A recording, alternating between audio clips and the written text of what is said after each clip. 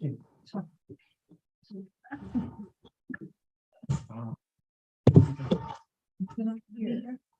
still really. So we are live streaming now. Can we get started, Ruth? I have 1 second.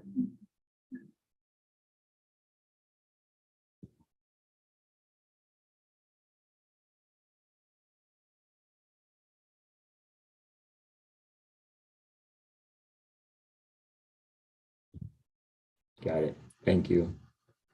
Well, welcome everyone to today's City Councilor meeting on September 11th, 2023. We'll first get started with a roll call. Present. Here. Here. Matt Lehman. Here. Christopher McMorrin. Here. And Catherine. I am here. Thank you all. Appreciate it. I'm just going to summarize what we're going to talk about today. We're going to make a declaration on Indigenous Peoples Day, which was actually going to be next month, but we're going to go through that process today. Then we'll have public comments, go through our consent agenda, and then we'll go through some unfinished business, which will include discussing an RFP for city attorney services. We'll then be discussing our Facade Grant program. We'll be discussing again the ARPA funds allocation, just a follow up on that. Then we'll talk, we have a little bit of new business, including a consideration of an Indigenous Peoples Day petition. We'll also be talking about the city government accessibility improvement proposals from the Inclusivity Committee, and then Ordinance number 880. It's a franchise agreement with Comcast, and then we'll go through our management and staff reports. But first, we have on the agenda is a proclamation declaring Indigenous Peoples Day. I'm sorry, Jessica, would you like to just talk about why that's on the agenda at all? Are you okay with that? Yes. So we have had an Indigenous Peoples Day proclamation for at least the past couple of years, and so the Inclusivity Committee was tasked with reviewing and recommending any edits to the proclamation, and we recommended that the council approve it. I don't know if there's any questions about it, but yeah, that's pretty much it. Noting that our first October meeting will fall on Indigenous Peoples Day, I was proposing that we go ahead and pass this resolution this day, and then we can read it at our next meeting since it's on our agenda today. With that, I'll make a motion to approve the Indigenous Peoples Day proclamation as presented. So I have a second by Councilor Kazi. Any further discussion? No. All in favor, please raise your hand and say aye. Aye. Great, motion carries. Thank you very much. Appreciate that. Next, we have a public comment period. Do we have anybody signed up? We do not. Okay, and nobody's present. Okay, then we'll move on to the consent agenda. Do I have a motion to approve or? So, Councilor Lehman move that we have a consent agenda move forward, and we have a second by Councilor Kazi. Any further discussion? Excellent. All in favor of passing the consent agenda as presented, please raise your hand and say aye. Aye. Aye. Great. Motion carries unanimously. So next we have moving on to our unfinished business. And unfortunately, we need to talk about an RFP for the city attorney and a review of the draft RFP. Chris, do you want to get us kicked off, or Councilor Brewer? I'm actually gonna kick this over to Chelsea Steiner, our Assistant City Manager, who put the proposal together. Okay. Okay, so as you mentioned, we sadly are having to go out for requests for proposals for a city attorney. Chris and I worked together on presenting a draft. It is just that, a draft. We don't recommend it one way or the other, so we're open for any kind of input that you as the council would like to give us. There is a timeline in there as well.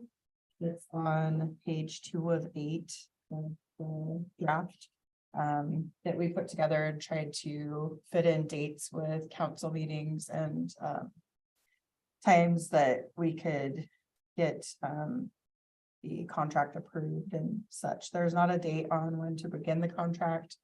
I do not know Jim specifically. I wasn't at the meeting we're looking at, but that's kind of up for discussion once you select someone.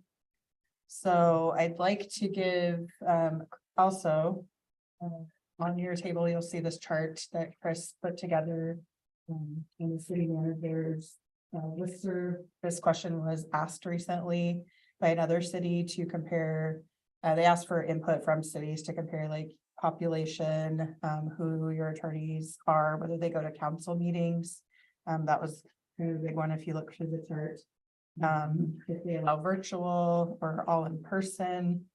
And then the general services that they provide. So in the draft RFP, you'll see that we are looking for a city attorney, also prosecutor services. Some firms don't do that. Some of them specialize in that. So we've kind of given the option in this to have maybe multiple firms submit.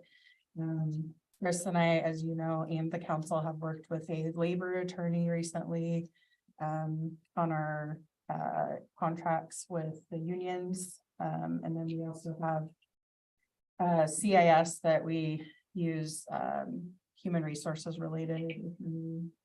They don't cover everything, but some employment related things. But we would like to know in the request for proposal if these firms are able to provide those services. Just as an option. So you would have that information is our hope that they would hopefully thoroughly explain what services they could provide to the city. Chris, do you have anything to add about your chart specifically? I think just generally speaking, one of the concerns that we had is how well Jim and company have spoiled the city of Philomath. We've really been in really good hands, and we've also gotten really good service up and beyond. I was surprised even in some of the larger cities, how many of them don't have a city attorney at each council meeting. If it's a public hearing or something more controversial where we actually need a legal opinion, they're there, but they're not generally attending council meetings for process and those types of things that we often lean on Jim for. So depending on what we get back in the proposals, we'll have to have some discussions with the council about what that would look like. And again, as we're reviewing the different applications that come in or the different proposals come in, that'll be a healthy time to have that discussion. Then, so until then, not a whole lot of need in there. I like the way that Chelsea's presented this in a way that if you're only interested in prosecution, for example, submit a bid for that or a proposal for that. If you're interested in doing everything but prosecution, submit a proposal for that. If you can do both, submit that. So we really are casting a wide net, so to speak, and hopefully we'll get several responses back and we'll be able to give the council several options to choose from. Yeah. That's all I have. I did want to add under services, like the scope of work section under services. We did state it was a similar from the contract that we currently have. So a lot of these are just pretty much word for word on what we were currently being provided when that was written. I think it's 80s, quite old, but we did take that as a base. So, and added a few things onto that that were maybe things that we're doing now that weren't in that agreement. Some of the old English. Yeah, we did. There were a few things that were Norman French. a little bit, add a little bit. Yeah.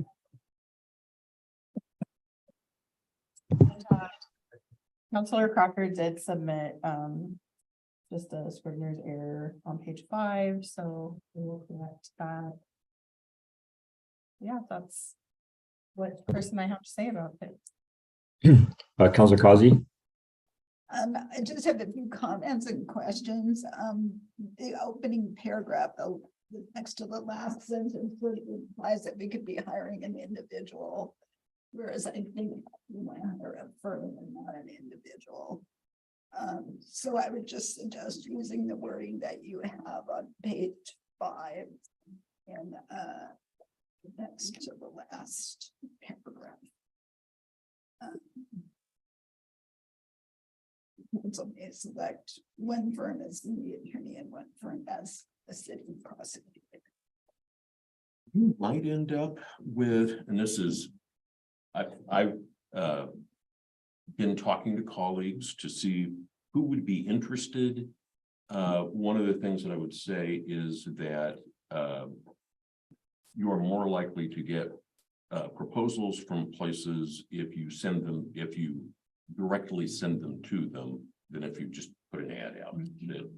That people are wary of being, I'm gonna go to the trouble, I'll prepare a proposal, and you've already got somebody picked, or you've already, you're looking to see how low you can drive the price for that, for the overall contract.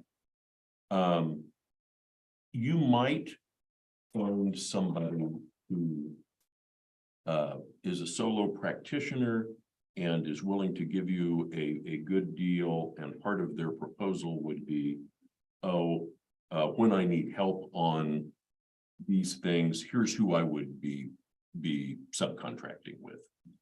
So I would just caution you to let people make their proposals, and then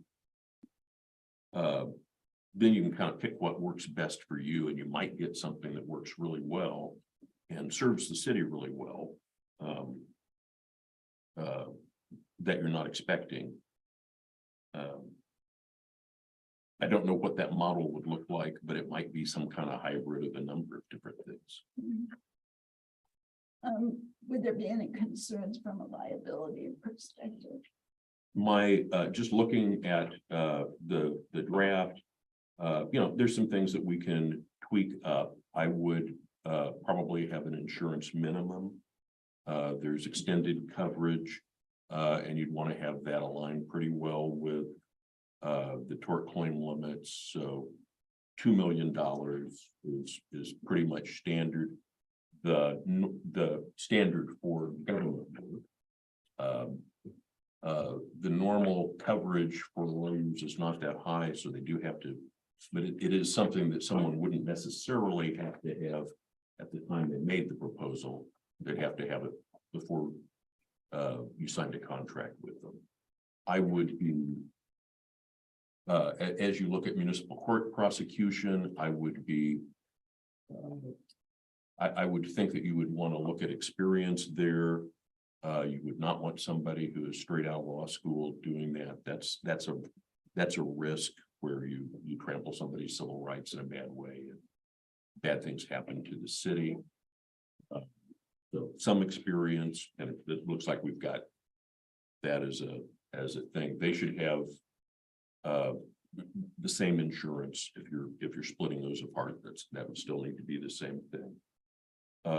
In terms of liability, you likely want people to describe, if they're a municipal court prosecutor, how are they going to interact with your police agency?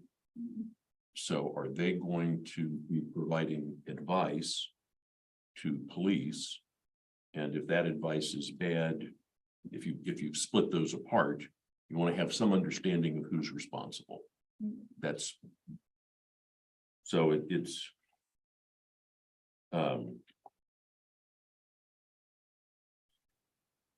Short answer is not really. there's certainly if you had somebody who caused you, let's say, $4 million worth of damage, they've got $2 million worth of insurance, and they just don't have the bandwidth and capacity to provide the services. They're trying to do it anyway. That's a bad place to be. Not that I'm doing that right now.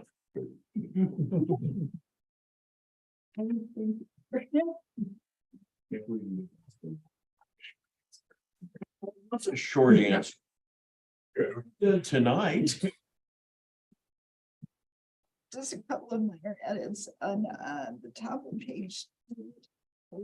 Asterisk after the word schedule. In Section 1.7, you refer to 30 days, but then in the paragraph, you have a parenthetical 60. So I don't know if you want 30 or 60. Oh, yes. part of that is how long does the council want to be able to think about proposals? I would think that you'd want to give a little bit longer in case there's a scheduling issue. Page 4 refers to the evaluation committee, but the evaluation committee is. It is referenced in here, the city council. But You can just we'll do exchange right? another, yeah, run through for that. The template we were looking at, there was a different committee You outside of a the committee, yes. council, but my recommendation to Chelsea is just to have the city council be that selection committee rather than something smaller. Let's see, I'll defer to my colleagues on the inclusivity committee, but is it appropriate to have gender instead of sex? Or does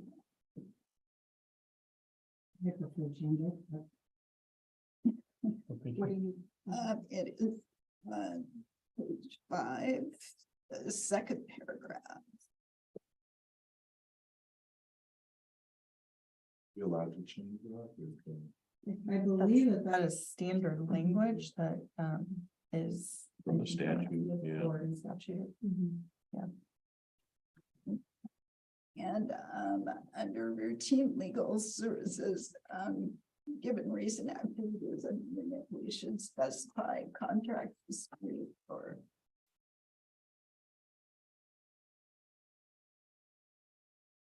You referred to some legal services that would capture that, but.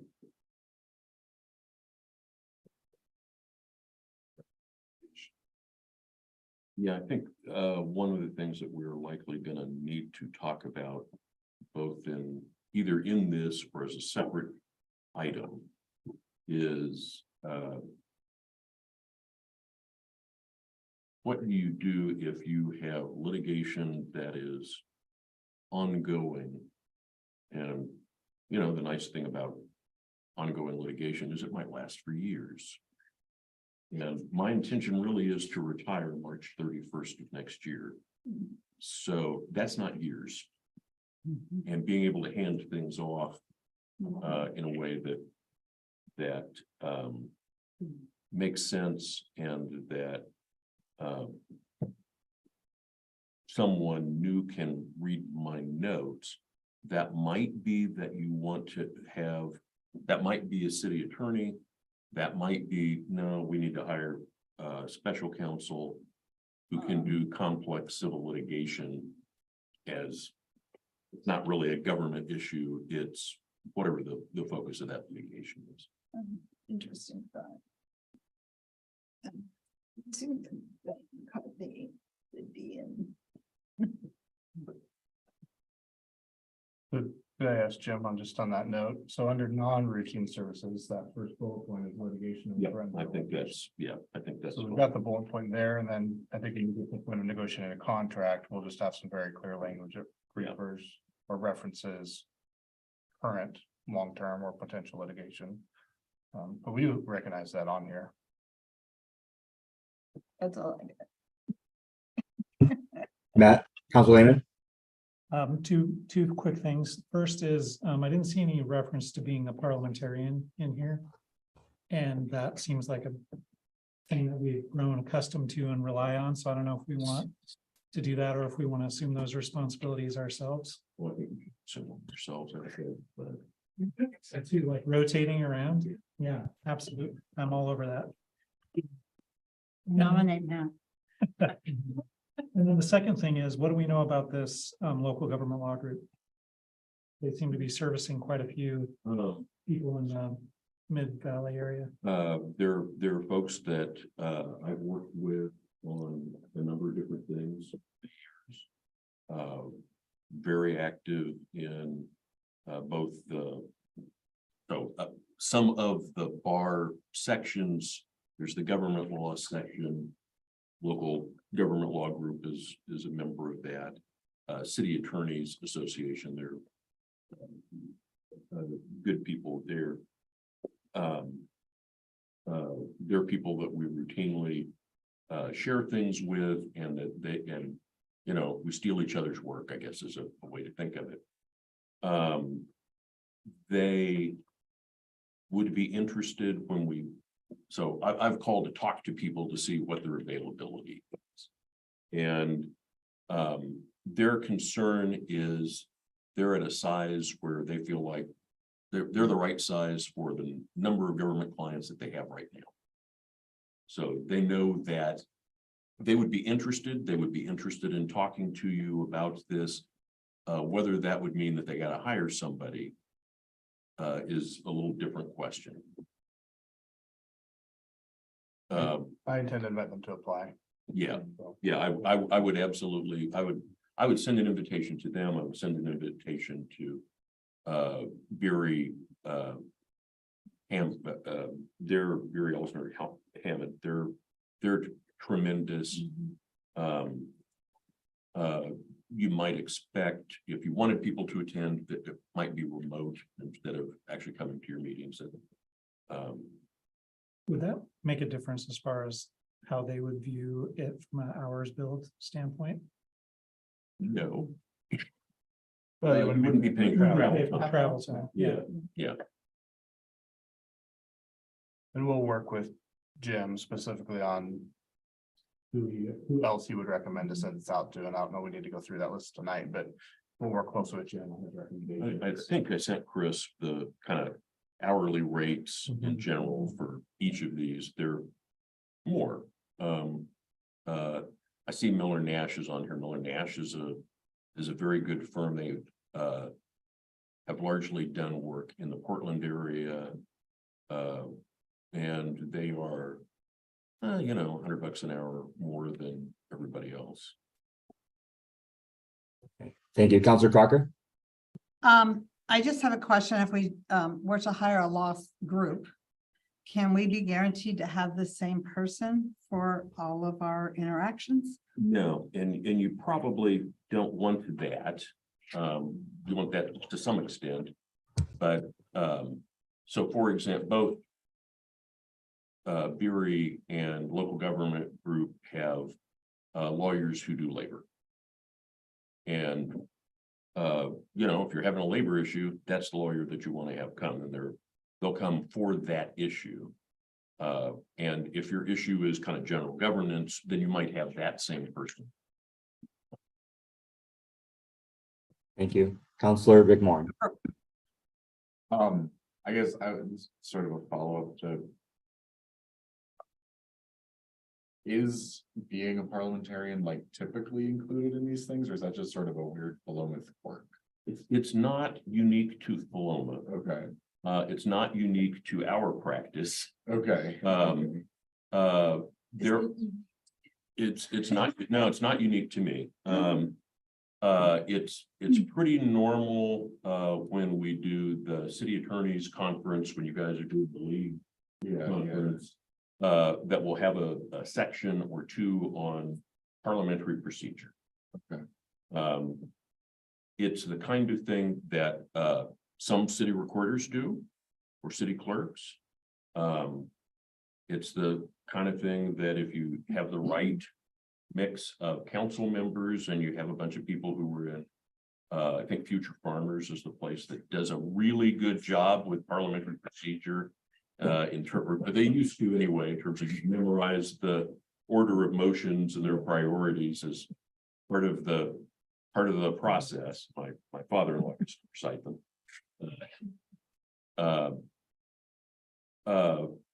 So there are a lot of different ways to handle that, and it does seem like it is useful for the council often to have some place to go to get, okay, that's authority and we're done. Okay, yeah, I mean, I agree, I think we use it a lot. And the school board didn't have that, and there were many times where I wished we had it. But I guess I just am trying to figure out, is that worth putting in an RFP, or is it like something we should just kind of play an audible? Or do you have a list of, Like these this- are requirements. Right, okay, These are our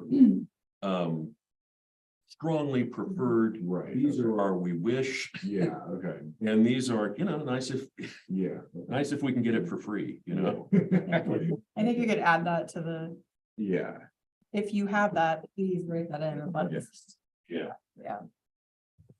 Yeah. I have a question about insurance, building on Counselor Kazi's comments previous. Should we include in here a specified insurance limit for a minimum so that we are at least comparing apples to apples when we see these, the proposals, rather than having a complicated mix of limits? Yeah, you're gonna want to do that, and it should be that minimum extended coverage for $2 million. So we can specify that in here. I'll run the language by Jim. Yes, I would, because otherwise, well, it's not something that they have to have at the time that they make the proposal. That is, they're trying to figure out what costings would be. That's a good, knowing that they're going to have that and maintain it, it's a cost. Yeah, I will say that most of the, oh, sorry, I thought you were saying yeah to me. Most of these did have a draft contract with them. We can certainly do that, work with them and include that. It'll push back our timeline just a little bit. Because it is for a city attorney, I fully anticipate that the draft contract is just It's a draft. it's a draft. So, it's probably better for our use of time just to add like the insurance rather than a whole draft contract and have them start picking that apart before they've even submitted anything to us. That was my train of thought on that. another question or thought that I have is accepting proposal or having a deadline proposal of October 16th.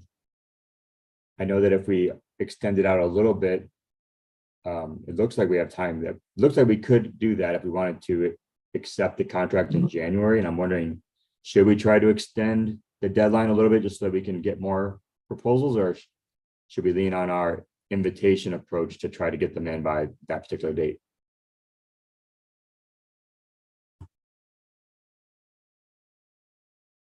That's a question for the council. I think it's a little bit over 30 days. I don't really have a recommendation one way or another. I just don't like short time frames unless you absolutely have to do it. So I would say 4 weeks is about a minimum. You could push it further. We'll just have to adjust the dates out, and which is fine. We can. I think that I would prefer 6 weeks, just because allowing time to get the marketing out there, being more effective with the marketing, giving people time to write the proposal into their work plan before they, just so they can develop it and get it submitted on time. I'd rather push it out a little bit if we could, if we have that flexibility in the schedule. Yes, we'll look at that, and we'll also look at it with the holidays involved, because what I also have found is that if you put any kind of request for proposal, invitation to bid, anything out, getting into November where people might have to respond or come to an interview, you start getting, you don't get responses. So I think we'll have time to push it out a little bit and still get that interview date where people don't feel like it's going to mess with their holiday family plans. So yeah, we'll check that. Well, I guess I just want to see if the other counselors agree that I don't have to do it if others don't agree. I see one thumbs up. Okay. Yeah, we're getting nods. Counselor Crocker, you have your hand up?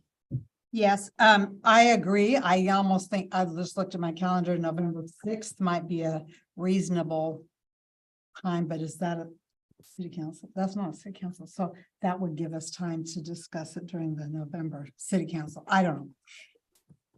I understand what you're saying, not interview right on Thanksgiving. or Right, something. That right. would be terrible. That would be awful. My other question was, did you get my suggestion on page 3 of 8? I did. Okay. Do you want to, that suggestion?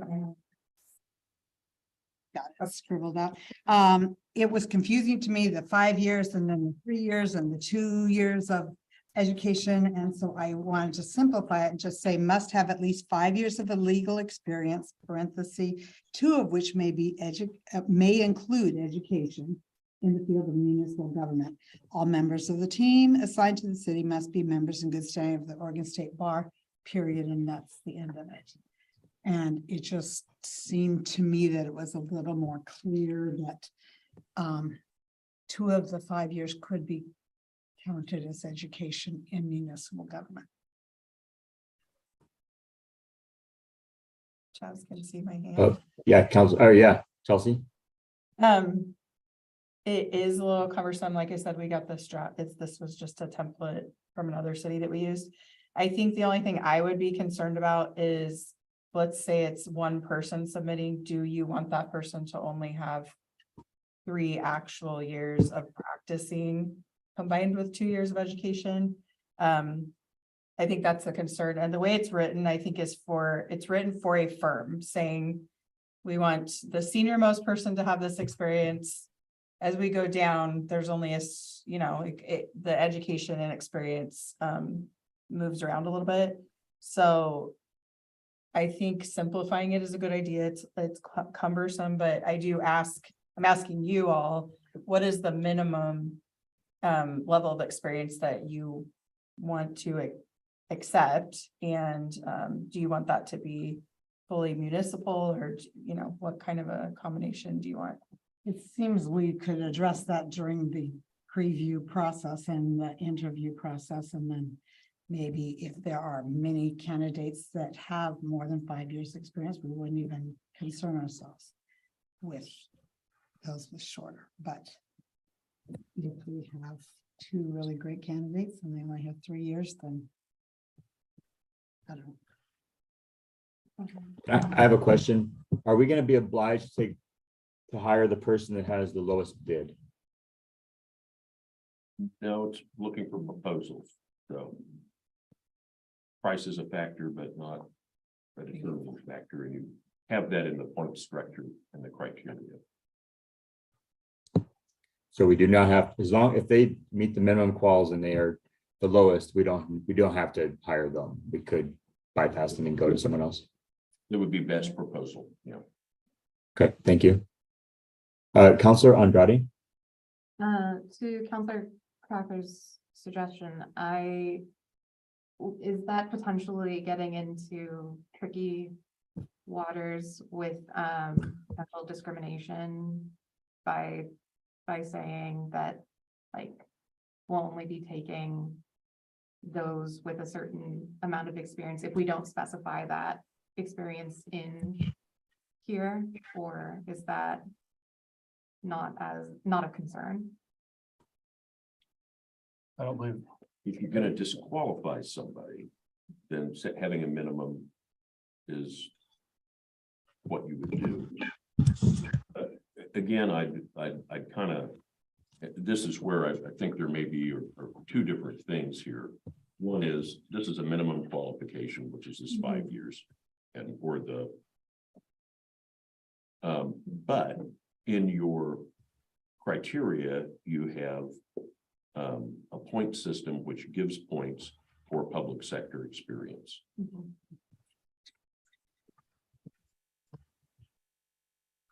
I mean, we can lower that minimum down to 3 years in this case. But if the council's not gonna feel comfortable hiring somebody at 3 years municipal experience, then why drop it down there and have people apply? If we're not gonna be comfortable with somebody with only 3 years of municipal experience, right? So if you know now that you're not comfortable there, then let's keep it at 5. If you're open to somebody with 3 years of municipal experience, potentially depending on education and whatever, Well, but it says that in here, 3 + 2 is So I just was trying to simplify the understanding. I think, sorry. Council Lehman. The way I kind of read this is we're hiring a team and maybe the lead person is gonna have these, all these qualifications, and then you come to the first meeting and someone shows up that just got out of law school and doesn't have any experience. And I think that's what that paragraph is trying ineloquently to say, like, we're gonna rate you based on your proposal, but the person that shows up to our meetings, we want to have some minimum standards for them too.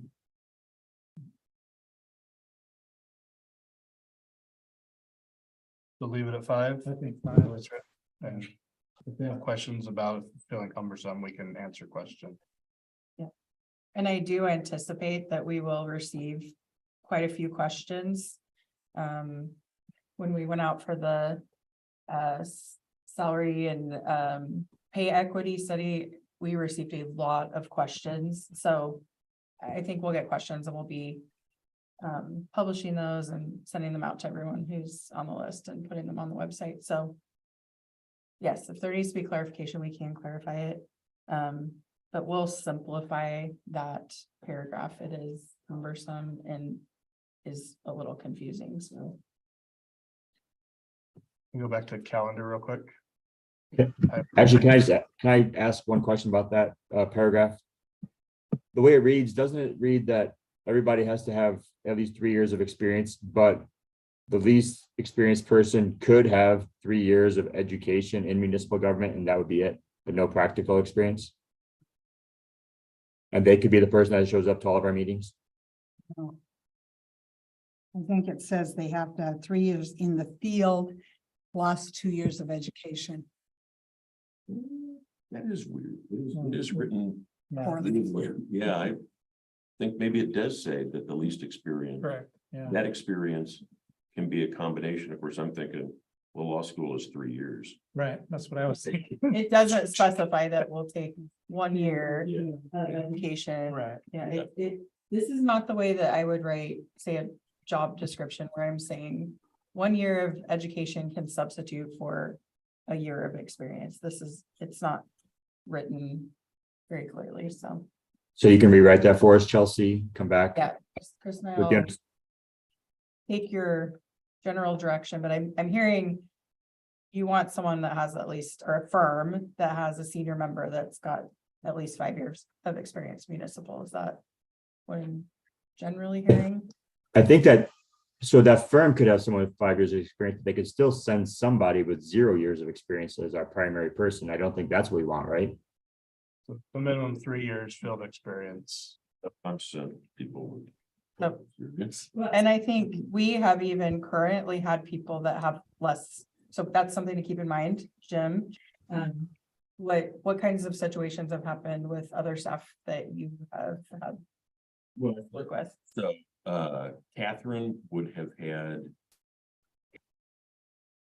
a year's experience as a judicial clerk before she started working for us, and then she would have had at least a year with us, probably before she would have come to the council meeting. But she was doing prosecution work. Yeah, Carrie had 5 years as a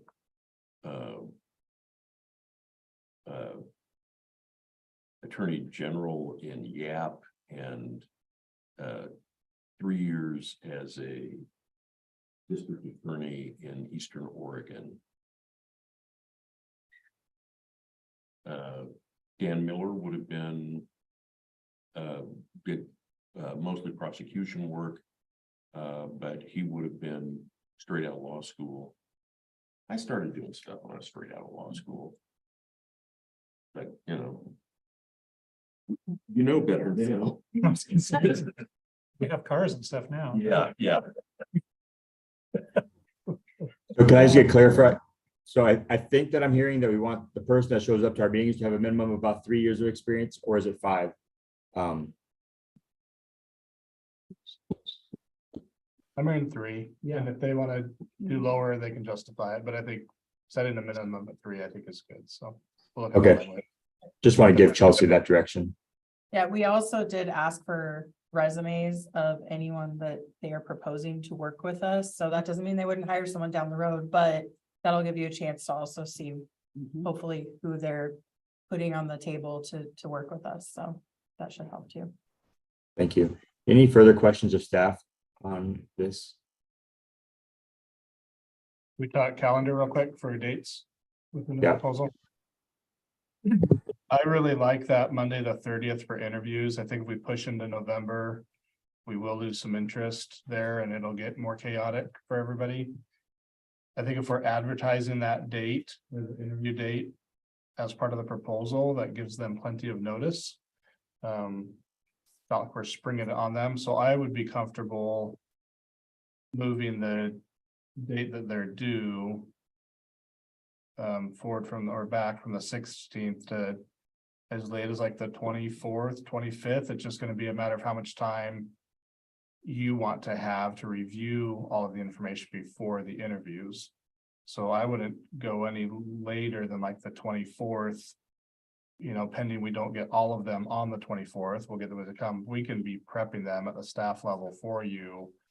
If we get the last 1 or 2 that come out on the 24th, that gives us Wednesday, pull everything together and get them out to you, at least digitally, have hard copies here. So if you're comfortable getting your copies of everything that comes in the 25th or 26th, that gives you a weekend to go through stuff, interviews on the 30th, and then give some direction on top candidate or 2 that we can do some background checking on and bring that back to you for the meeting in November. I think that works. That gives, you know, that's not the full 6 weeks, it's about 5.5 weeks. Do you not think that on Monday, the 30th, we would be requesting people to set up an interview time and date? So then we'd be interviewing folks that week sometime? No, I think I mean, unless they flat out don't meet the minimum requirements. I think we're gonna invite them to come and do an interview. You know, unless it's obvious that they don't meet, and even then, we'll probably lean on the side of doing, I don't think we're gonna get 30 proposals, you know, I think we're gonna get. Well, I don't know. My hunch is we'll get half a dozen, Yeah, that's what I. maybe up to 8 or 10, Not but 10. I don't think you're gonna get to 10. so 8, so which is, I think, manageable in an evening. And again, we could tweak that a little bit, but Okay, and then, I'm comfortable moving that date from the 16th down to like the 24th. I think still gives us time before the 30th to get information out to the council. and then my question is that if does the council need to review this draft before you release it, or are we good just giving direction and then having you release it after making the edits? I think if you want to see it again, it's gonna really delay this Yeah. time by a month. And we'll be in the holidays, so. Okay, so but we can do that. Okay, Councilor Andrade. How long can we, like, do you expect the average application to be? I feel like they could probably be pretty lengthy. We can put a limit on how many pages we accept. Yeah. I can go through there and kind of estimate what they're gonna need for a letter, a fee structure, X amount of resumes, you know, up to like. And add a writing sample. That's the other thing. Probably want to see is. Okay. Mainly because that day is going to be difficult for me, and to be able to review those applications that weekend is going to be very, very difficult. So, unless we were to change it to the following week or something. That's my main concern with. Whatever. But that's just me. Okay. But if we had them do later in the week of the 16th, toward the end of the week. That would, Like on Friday or something. like Thursday maybe, that would give that weekend, a full week, and another weekend to review things. Does that sound more palatable? Chaz, how do you feel about that? I just wanted to see it pushed back as far as we can. If we, I don't know that all of us are gonna be available on any date. Right. But yeah, I'm not, and I don't see a reason why we couldn't forward them to you as they come either. I mean, we could prep them and get them out again, so it may just be a matter of getting the last one or two within that time frame. The others you'll have had a chance to review already. Not that you have all the free time in the world throughout the week either, but we can get them to you as they come in. I don't see a problem with that. Counselor Causey. Couple of questions for Counselor Brewer. How often does your firm respond to requests for proposal?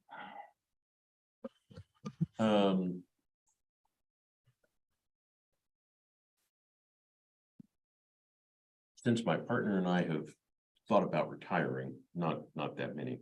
But it would not be unusual over the last 15 years for us to do 2 or 3 a year.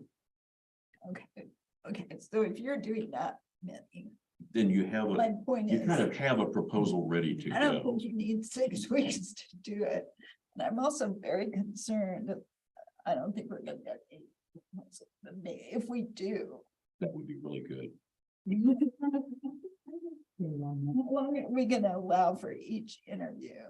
Because we could be working with these people for a long time. I want to be able to ask them, you know, and as many questions as I want to.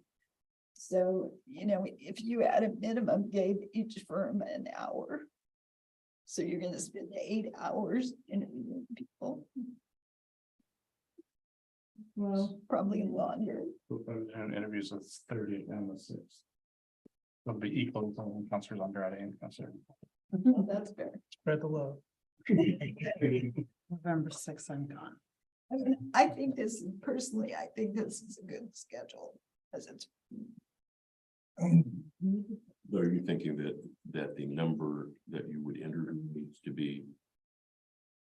Well, I Do you think want we a should. prejudge of proposals and, you know, bring the top 3 to you to interview, or? Well, that should be a council Well, decision, that's- but we should be able to interview. It's very smart, maybe top 4. We should be able to interview. Yeah, I don't, So I think it would be better if we could get the ranking and not have to interview every person that applies or every entity. Unless they're close in rank and we can't decide that we have a top 3 and go to top 5, but So, One option would be you could have a special meeting to rank. Mhm. yeah. Councilor Moore, I saw your hand up.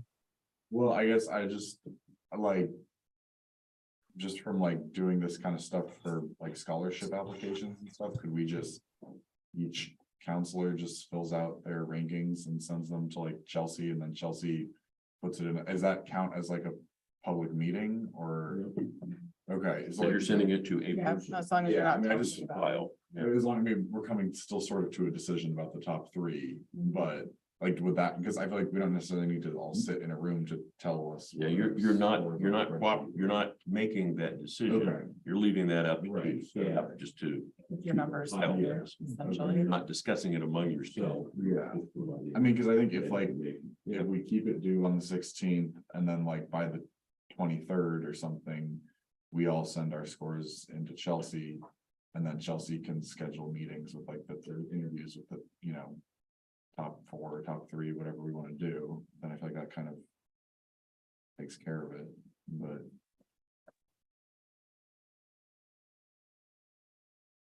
You're muted, Chaz. Councilor Lehman, I saw you had your hand up. Yeah, I was gonna just kind of echo what Councilor Causey was saying. I don't know if I want a bunch of proposals from people that need 6 weeks to put it together. I think that most people that are active in this marketplace probably have some boilerplate and they just need to tweak it for each individual thing. And having submitted a bajillion proposals, under RFPs, I never won the ones that I had to start from scratch. So that's just my opinion. I think the time frame could be as short as needed to be. Thank you. Counselor Causey. I would just, I need to hear people's comments. I don't want to just, I want to really know what you think and why you think that way. I don't want to just read or have Chelsea condense a form. Okay? You know, and maybe all of us will choose the same top three, but I doubt it. Counselor Andrade. What Counselor Lehman and Counselor Causey said. I agree. Cool. Due date of the 16th still, but still gives the 4 weeks, and it sounds like there's some sentiment that that's enough time. But if the council then met on the 23rd together to rank, and then we'll invite the top ones, and then we'll know that they'll come present on the 30th. So we're still sticking to the same time. Sounds frame. We're reasonable. just meeting for the council on the 23rd to discuss and narrow down to the top 3 or 4, however much time you want to commit on the 30th. I think that sounds good. Counselor McMorrin, you had your hand up too. How that work? And again, we'll advertise these as part of the proposal, so they won't be surprised. Oh, well, we can't make that date. It's like, well, it's in the proposal, right? So. Yeah, Counselor Causey. I think it would be helpful to have some kind of a score sheet. I'm prepared with. So. Yeah, the proposal ranking that's on page 3. That's generally, and then typically you have a score sheet that explains each section, what you're looking for, and scoring those. And it's very typical to score proposals without meeting out. You may get a proposal that things are not even spelled correctly throughout the whole document, or they didn't even, you know, at this level, you expect them to be able to submit the cover letter, the resumes, and we may get somewhere they didn't do all of that, and those would obviously in a scoring of the proposals probably not do it well, and may not want to move forward with even talking to those people if possible. So, Cover letters addressed to Chelsea as dear sir. right. Give you some hint. Spell Philomath with an F. Yes. But we will provide guidance, I think is what I'm saying, is that we do a lot of reviews of requests for proposals, and we'll provide guidance as we do internally. We have staff meetings. Okay. Look at these and we try to help people. Great. I'm just going to go ahead and make a motion that we direct staff to move to modify the RFP as directed, and then to move forward with the RFP process. Do I have a second? Okay, so I made a motion and seconded by Counselor Lehman. Question? Counselor Andrade. To clarify, did we say when the special meeting would be? Third. So we would get the proposals by the last proposal, October 16th, and then the meeting would be the 23rd. Well, potentially 17th, it came in the 16th. Yes, thank you. Yeah, get it that week, so you'd have ideally almost a full week. Yeah. Cool, thank you. Okay, any further comments or questions? Okay, no. Who seconded the motion? I did. Thank you. So all in favor of passing the motion as stated, please raise your hand and say aye. Aye. Aye.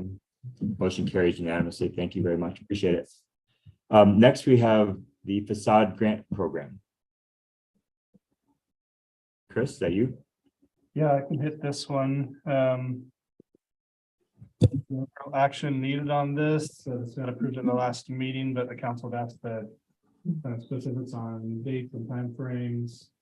And to take a look at a kind of sample application, what that would look like. This will be a 2-phase application, pre-application form, just to make sure we know the ownership and we've got permission from the owner. It's not just a tenant applying on behalf of an owner, that type of thing. And so there's the pre-application meeting where we're getting some just basic information. If that gets, if that looks good, then we would then assign them to go ahead and meet with the architect and get a rendering completed. And once that's done and they've gone out and actually got bids for the job and have a better budget in mind, then they would submit the application itself with the more specific information we're looking for. But then did bump this out a little bit, because again, I recognize if we're wanting bids and all that, it may take a little bit of time. And so it did bump that out to February 2nd for the final application to be due. And we'd be meeting, making that selection hopefully by the end of the month, end of February. Which should be plenty of time to still get things going for spring, summer next year. Council Lehman. Yeah, I noticed on the scoring matrix, number 7 says evidence of financial ability matching requirements, but I didn't see anywhere in the application process where we're requesting any information about financial ability. So I'm wondering how that's going to be used as a criteria. Yeah, I think I put parentheses like a letter from a. I don't know if I did, the bank statement, loan document, they're applying for a loan for their portion of it. A copy of the loan doc would be sufficient, but to your point. We didn't really We're ask of them things to. to submit, yeah, we don't really ask for it other than. On the scoring side of it, so. Yeah, I was trying to keep us to 2 pages, I think I can still do that, I'll add some more, like some narrative up there. Yeah, that's a good point. Thank you. Council Andrade. A couple things, on the actual application, on the first page, there's a part that says this page will be filled out by each member of the application review committee. It's at the very bottom of the page. Is that supposed to be on the top of the back side of the application? It is, yeah. Okay, just wanted to make sure about that. And then I was wondering, for the scoring matrix, number 4 feels kind of, like it could be rephrased a bit better, that enhancing pedestrian scale in downtown. I wasn't sure about the pedestrian scale, like I think I know what you're talking about, and at the same time, I think it could probably be clarified a bit. For number 6, it says application completeness and applicant's willingness to adjust plans as needed. The part about the willingness to adjust plans as needed, I feel like there should probably be like a, are you willing to adjust your plans as needed question? Or just if that is going to be a criteria on there, and yes or no, initial or whatever. And then I know we had talked about location being a factor in like who would get priority. Like if the building wasn't necessarily within the downtown core, they would still be eligible. And they might not get the funding if there's another building facade that needs to be updated within the downtown core. And so I was wondering if we should have that information in the criteria and or the application preamble or whatever. Envision that get captured in number 4, this is to the downtown. And so maybe you'd score something in the downtown a little bit higher than something outside of the downtown. Kind of hidden in there and not real clear, so I could. Well, and also just, I would think maybe designating the actual streets, because like I think we saw that in the initial program that you had brought to the Finance and Admin Committee and brought here, but I don't. It wasn't clear if that would also be like shared with whoever would be applying, if that paper or Better as a separate criteria, okay, maybe added in there somewhere that, project is located within. sure. I have a little bit of a concern on that, because we're trying to do 3 people the first year. And some people may not apply if we say, oh, it's restricted to this area. So we may not get 3 people, but there may be other people that are just outside the area that we'd be happy to do as part of the pilot, but they didn't apply because we basically told them, you gotta be in this box. So I can see both sides of it. They should know that they might get more points if they are inside the box, I guess, but. Yeah. I wouldn't want to discourage people from applying just based on, Yes. Yeah. To clarify, if it were to be in there, it would. I think the language would be that we encourage everyone to apply and priority would be given to buildings in the downtown area between these streets.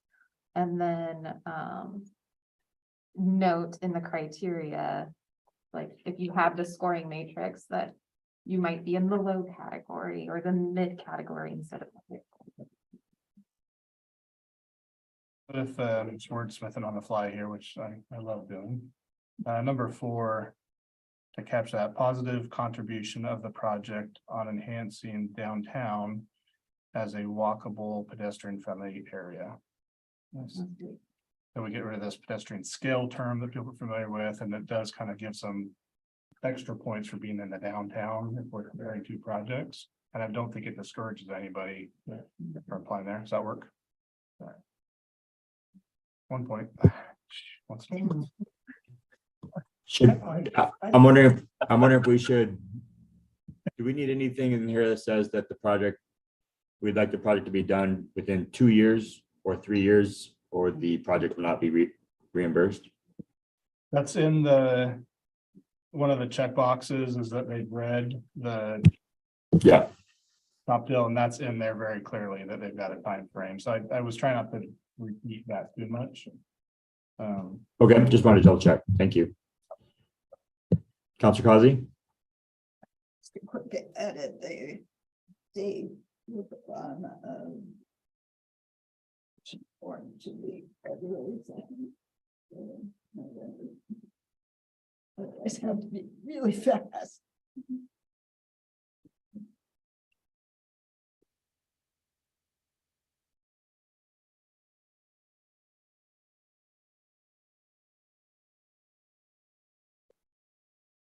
No, I think for the pre-app. The pre-app, it is the November date. So we've got 1.5 or so just for the pre-app, because again, I'm not looking for. But we're looking for an estimate on what they're willing to spend and what they're looking to do. So on that one, the pre-app, we would want to do. No, this is. This is, you're right. Okay. Good. Thanks. Yeah, October 20th.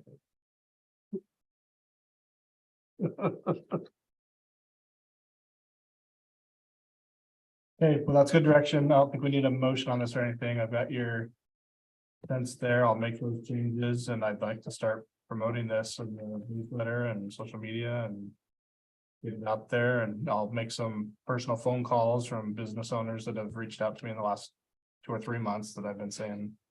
So I was working through. Some of them heard about it through the finance admin committee. Others have just been asking about it for a year or so anyway. And so I will make some direct phone calls to them, let them know it's available, get it up on the website and start moving forward. Thank you. Direction. Good. Thank you very much. So we'll go ahead now and move on to the ARPA funds allocation follow-up. And just wanted to note that I called and talked to Chris a little bit earlier today and was chatting about this. It sounds like we still need some more information before we're going to have information about all the things that need updates. And so I'm going to propose that we not take any action at this point, and that we still allow those processes to come to follow through, and that the city can apply for some of the grants that we are feeling hopeful about, and that they can then bring this back to us with all the information we need to actually move some of these funds around if needed. What do you guys? That's That sound good? I'll make a motion that we table this conversation until we get more information from staff. Do I have a second? Okay, so I made the motion and we have a second by Councilor Causey. I see Councilor Crocker has her hands up. I have a concern. We are kicking it down the road again. It seems to me, for example, the primary school pickup is dangerous right now.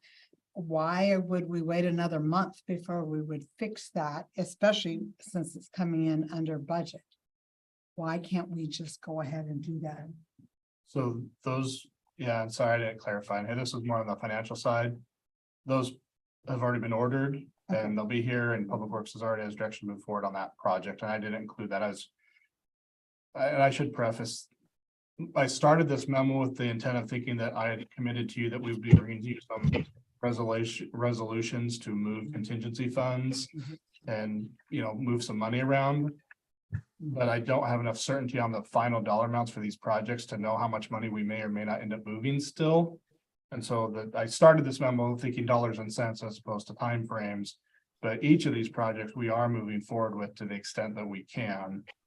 So just real quick, primary school is moving forward. The right playground, we're getting a bid from the actual contractor for kind of a newer type of play surface or fall surface. I just don't have those numbers yet. And so when I do, I'll bring those to you. It may be more, probably not less, but I just don't know yet. So I don't have enough information on that one, but we are actively getting an actual bid as opposed to an estimate.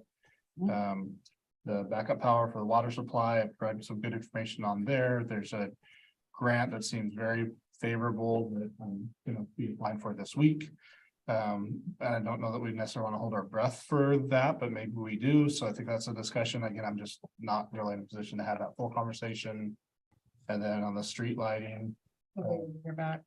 yeah, so Jesse's reached out. We're moving forward on that. We're waiting to hear back and get tested. So the projects are moving forward, not waiting on anything. We're just, I'm not ready to make any recommendations on what funds to move around to where at this point. Knowing that the generator is 48 to 53 weeks, which is very disappointing. Can't we order that? So that we're not waiting 4 or 5 more, 6 weeks, whatever, however long it is. The sooner we get started, the Yes. sooner we'll get done. Yeah, and that's an estimate based on that type of generator. When we know the exact generator that we need and the model and all that, then yes, we will order, we'll move forward with it. It's not.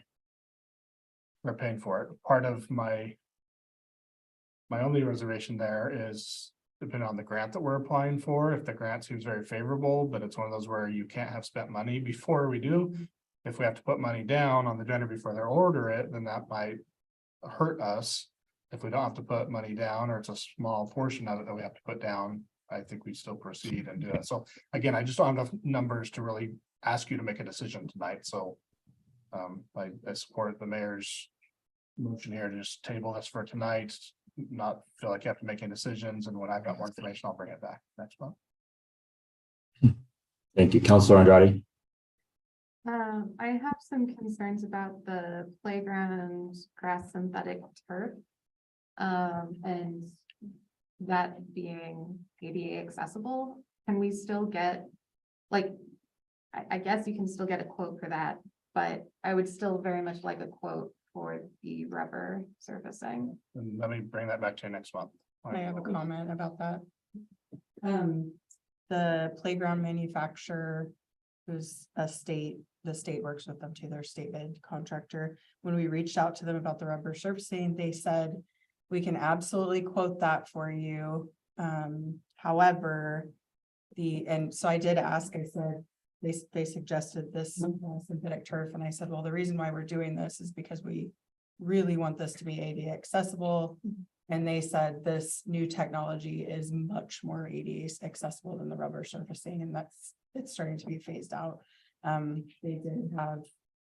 They have literature on it. They have examples of a lot of parks that are moving toward this. So that was why we chose to say, well, let's get a bid on this. And they just said that it holds up better for ADA accessibility. The product itself is more ADA accessible, and they are a fully inclusive ADA compliant company. They're a large, very large company. So that was the feedback that we got. The public works director and I were working on this together, and that was what they told us, which is why we asked to get a quote for this product. I don't think it would be a problem getting a bid on both, and that way we can kind of compare. Can we also get information on that then, because Based on the turf that I have seen, I must not Sure. have seen that yet. Yeah. And so. Absolutely. Thank you. Counselor Crocker? I happen to have synthetic turf in my yard and it gets hot. So if you would just ask to make sure that it's has some sort of temperature control, because it would be hard for kids to run out barefoot in the summer in the sun. So. Just. Thank you. ask that. Council Lehman? Yeah, so the time frame on the backup power really changes my outlook on this, using the ARPA funds for it, frankly. And I thought of something after our last meeting that I wanted to bring up anyway, so it seems like a good opportunity. I'm super interested in getting some radar signs, some ticketing capable radar signs for the downtown area. I know that our chief of police has expressed some disinterest in that, but every single citizen of Philomath that I've talked to has overwhelmingly expressed interest in getting those radar signs put in that can actually issue tickets.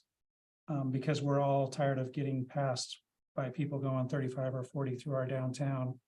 And this seems like something that we could do that would have a more immediate impact on the city. And we're going to do the backup power supply regardless. And so I don't necessarily think we have to use the ARPA funds for it. And particularly if there is it going to be another year that we could use to find other funding sources for that, knowing full well that we're going to do this project, just a matter of where the money is coming from.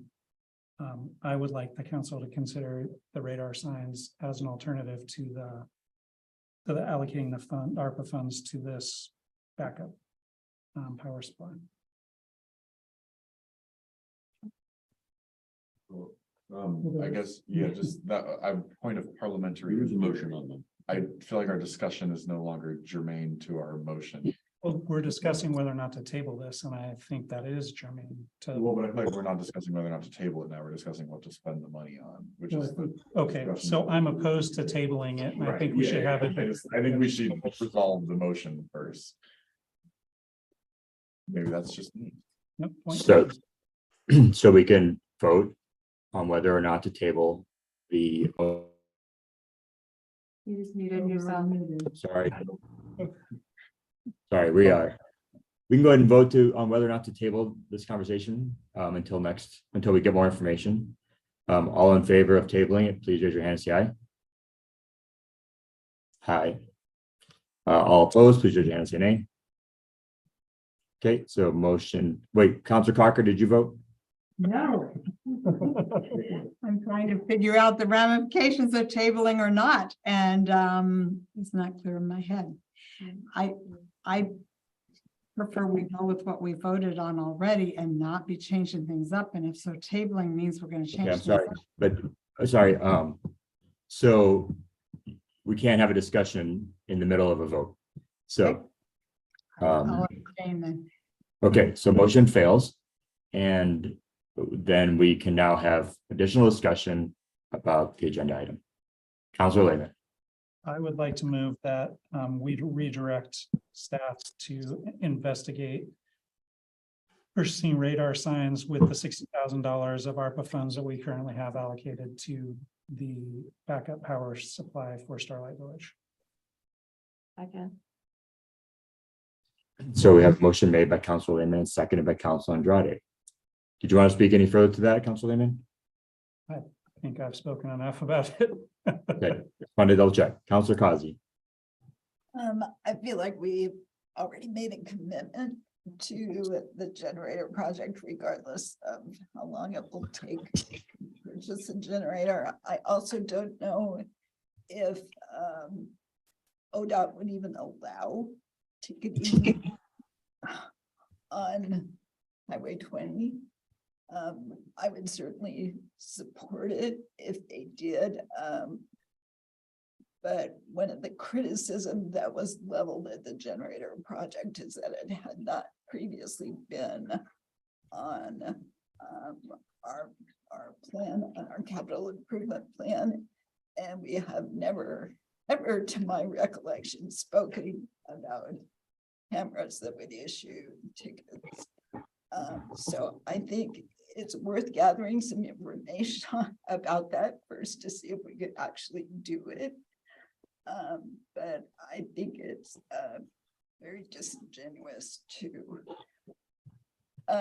take away funds from a project that we previously supported. If we did get the grant money, I would certainly support applying the ARPA funds to something else, but this seems like a bait switch to me. Thank you, Counselor Kazi. Counselor McMorrin. I guess just to clarify, like, my understanding is that it's still gonna happen, like the end product will still be that there is a generator in Starlight Village. It's just a matter of sort of which account we're taking the money from by the time we have to pay for it. Is that correct? We've got. I think that the consensus was made at the last meeting that this is a priority project, which is why $60,000 was put towards it, another 60,000 to come out of water contingency to go towards it. So I think that what I'm hearing is, I'm not trying to summarize too much, but it's in the strategic plan, it's in the capital improvement plan. I think that's kind of the point, is it's kind of been through this vetting process. And now we're looking for the funding source. I don't want to overstate anything with the grants that we're looking for, but I did have a very favorable conversation with somebody from FEMA that's looking to the city to apply for these grants. The grant is there. It's, I don't want to use the term incorrectly, potentially earmarked kind of for our project. They're anticipating that we're going to submit an application knowing how much funding they have to allocate. And we've been invited to get a application in. So I don't know that it's a give me. I would say it's a give me, and by any means, there's a time frame for those applications to go through. But that funding source is there, and I know more about it today than what I had last month when we were talking about this. At the same time, I do have some reservations about a new project coming in that hasn't been vetted through any type of real process. It's not been in the strategic plan. It's not been in the capital improvement plan, especially because there are other projects.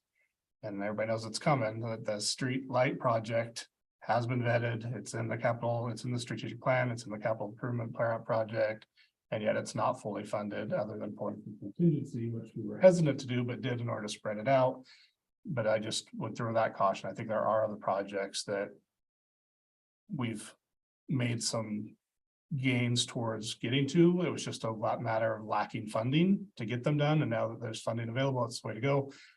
I would still recommend the council not make decisions tonight. Let's get more information, get further along in a grant application process before we're making decisions about where to reallocate funds. The memo was really intended as an update that we're moving forward on some of these items, but we're not necessarily in a position to make recommendations. So I still don't feel like I can make any recommendations tonight for the council, but I'm happy to take additional direction. I can't really make any recommendations any differently from what the council decided last month tonight. I guess I just wanted to clarify as far as Councilor Kazi's concerns, like the project will be completed. And I think as far as, our commitment to the community, I think the residents of that neighborhood mostly just care whether or not there is a generator in that neighborhood. They don't care if it's paid for out of Fund 2108 or Fund 2112, or that doesn't make a huge difference. So I totally hear you on being hesitant of adding a brand new project, and I think I agree. I would like that. I don't know if this is the time to do it. I think the one note on that is we only were given the legal authority to put ticketing cameras in by the state legislature this year. So it's not something we could have talked about before now. So it's not like it's not like it hasn't been something the community wanted or something the council has talked about in the past. It's just, this is the first time we even could do it. So, yeah. But I think we'd still want to, Yeah. again, I don't want to throw bureaucracy out there, but I think we do want to talk to constituents. Right. We're hearing that everybody that Councilor Lehman's talked to wants them. Right. Well, we've heard that from constituents before, right? Like all of my neighbors say they want this and you just don't really know until you know. So I think it's worth vetting out more. I personally wouldn't be opposed to them either. But I think it's worth having the conversation with the community, and I just don't know we've even started that conversation yet, so. The time to take to have that conversation and make the decision may be equal to the time it's gonna take to get generators up on Right. Starlight. Thank you. And I'll just add that I think this particular conversation is something that's more appropriate for the Public Safety Committee to vet and have a conversation with and than us to make this decision right now. But Counselor Andrade, Can you please remind me of the motion language? there is no motion. Yes. Did you make a motion? I did, Yeah. Counselor Lehman made a motion. yeah. What's make a it say? motion. Oh, you're right. Use six. To redirect staff to, You ripped it off very quickly while I was wrapping up the vote. What I wrote down was to allocate the $70,000 previously allocated for the backup generator for radar ticketing signs downtown. I don't even know for sure if that's close. Okay, thank you. Counselor McMorrin. Excuse me, I'm not finished. I Oh, wanted sorry, to amend the motion. I moved to amend the motion to the gathering information about said radar signs for future discussion of ARPA fund allocation. Because I do think that it is a very important thing and agree that we do need more information about pricing, et cetera.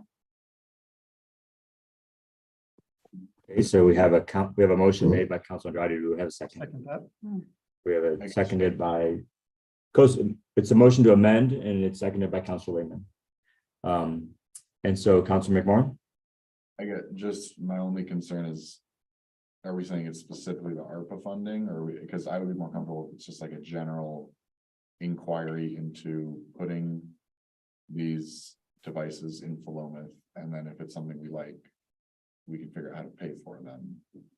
So I guess I just wanted to clarify what your motion, was it specifically for the purposes of spending ARPA funds on them, or was it for just in general kind of seeing if there's something we want? So, as in, Okay. it would be great to have it for discussion during the ARPA discussion, and then if council were to decide that that was not something that we wanted to fund through Okay. those funds, then we have that information for sooner rather than later to discuss for funding in other ways. Thank you. Counselor Kazi? I'm not sure the appropriate parliamentary procedure, but I would suggest this be a separate motion, because I guess. That the would be to appropriate divide the thing- question. Okay. Must the question be divided, because it seems like they're in conflict with one another. If we vote against the ARPA, then I think your amendment's going down with it. Can I ask Councilor Andrade to write down what her amendment was to the motion? Yes. Because I do not have it. Why don't we go ahead and take a, why don't we go ahead and take a, Information about radar signs and then it went somewhere else. I apologize. I started talking about my reasoning before why don't finishing. we take a 5-minute break? I'll take a 5-minute break while Counselor Andrade write down the question and we can come back. We'll come back at, on my calendar, 8:28. okay, Have we ever thought about using DAX for policing? Your grants. Security. In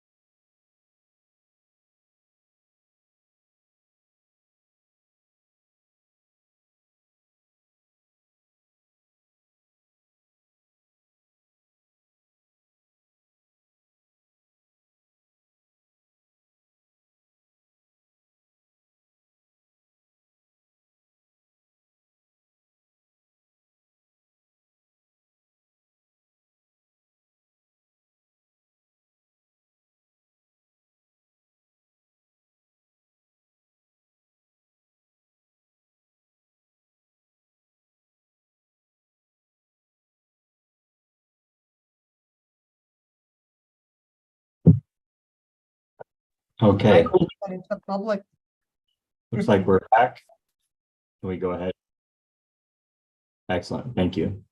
So we have a motion on the table to divide the question, which takes privilege over any other. So we're going to go ahead and identify what the two motions are, and then go ahead and vote on the motion to divide. Question, who seconded that motion to divide? I'll second that. okay. Thanks. Yep. And so, Counselor, I'm sorry, City Recorder, can you specify what the two motions are that are, or what the motion that we have on the table to divide?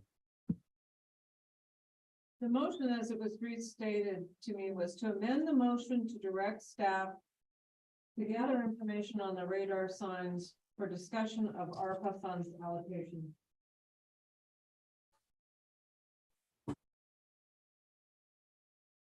And so can we specify what the two questions would be?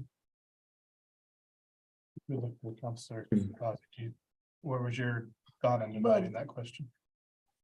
Or is there one now that the question's been Well, That would be one motion, and Counselor Lehman's motion would be the second. There's amending. So it's. No, but I'm requesting that your amendment be considered as a separate. Oh, that's different than. Oh, I'm sorry. it's being clever and it didn't work. I'm happy. So, so is it clear what the two motions would be if we did divide them? So I think the motion to divide may have been withdrawn. I think it's not to divide this motion, but an opposition to the amendment itself, that it ought to be a separate motion from the original motion. Is that That's correct. And that's just a basis for voting on the amendment or not. Yeah. Got it. Chris, you wanted to say something? maybe in different words saying the same thing. It sounds like there's a motion to amend, which is change the date, change the time. In this case, the motion to amend is really almost an entirely new thought of what to do something, and so we'll kind of leave this to you, Mayor Jones, if you want to consider that an amendment, or if you feel like that's really a separate motion to be voted on separately. Councilor Andrade suggested it be an amendment to the motion, but as the chair, I think you could rule that that's really a separate motion that needs to be addressed after the motion on the table is there. It's a little in between. I think at the end of the day, we're all trying to get to the same place. My recommendation would be that we consider Councilor Andrade's motion after we take care of the motion on the table, unless it's a little more similar to the motion that's on the table currently. Yeah, I think we want to be careful not to replace a motion on the table with a new motion by calling it an amendment when it's really a new motion altogether. Substitution is Done that many times before. a motion by substitution. Is allowed. You can substitute, you can replace the whole thing. We all do them. right now we're considering a motion to amend. It does seem to me to be something separate. I was trying to figure out. I'm very confused by the two motions that we've got on. Councilor Crocker, I see your hand up. Mhm. Yes, I want to clarify. Everyone is saying, oh, the backup power for the water supply will get paid for one way or another. But I'm if sorry. we- Before let's not When? have let's not have additional conversation until we kind of clear up the motion to amend. Is that okay? Well, I've had my hand up for a long time, but that's okay. I'm sorry. It's Sorry. fine. Yeah, Yeah, I think it'd be best to first vote on the motion at hand that Councilor Lehman had made specifically, and then go to Councilor Andrade and allow her to make a motion that is clean and isn't related to Councilor Lehman's. And then we can get back to Councilor Crocker's conversation or comment. So let's go ahead and do that. I see you have your hand up, Councilor Andrade, but Point But- of order. Go It's a ahead. point of order. I don't, can you please explain to me why you want to treat it separately when we have done amendment by substitution multiple times before, and this has never been an issue. There has You- never been any yes. confusion that there is now. So can you you please explain to me what the difference is this time? absolutely 100% very easily. You made a motion to amend. You did not make a motion to substitute. That's what everyone else has done in the past as well. Everyone said that they. Okay, made, so you can um, just I make said- another motion at the end of this motion. It'd be simple. Well, Super then clean. can I amend my motion to amend by After, substitution? yes, Because after we, we've literally never used that phrase before. I understand. And you can do that after we finish voting on Council Lehman's motion. How can she move to substitute his motion if we already voted on his motion? But she can just vote, make a motion. Simple enough. So I make a motion to amend by substitution the motion that I made earlier. Yeah, that's too confusing. What? I'm just gonna call the question and we're going to we're gonna go ahead and vote on Councilor Lehman's motion because it's too confusing. Point of order, do we not Yes. have to vote on the amendment first? That's what I I'm, think, yeah. that what think that the mayor is, and the point of order and the mayor's decision appealed to the council as a body is, the mayor's decision is, that the motion end is not appropriate. Okay. Point of order that yes, it is. And mayor has overruled that. And So in that case, I would like to appeal to the council. Thank you. I'll second that. and so it's now, You need a second. and- you don't need to, but it's fine.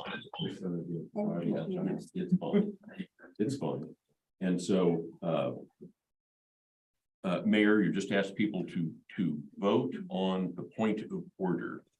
So you Okay. made a ruling, and voting in the affirmative is agreeing with the mayor.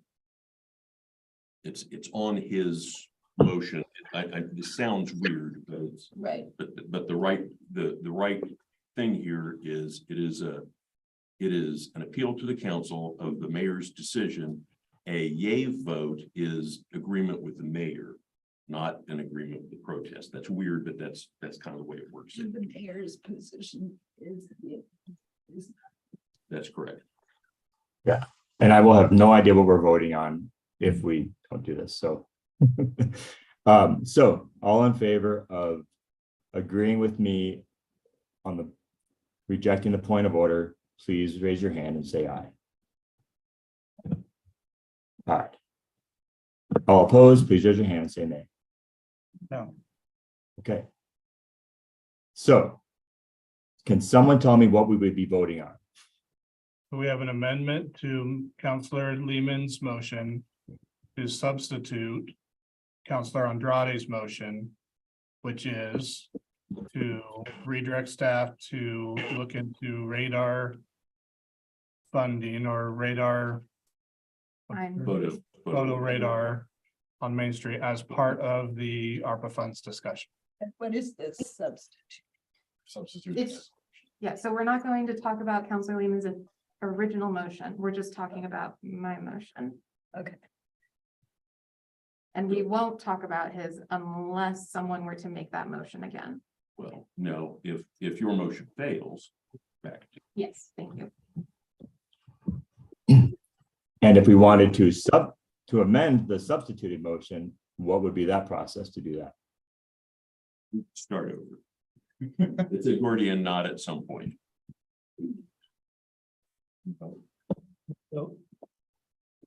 Am I?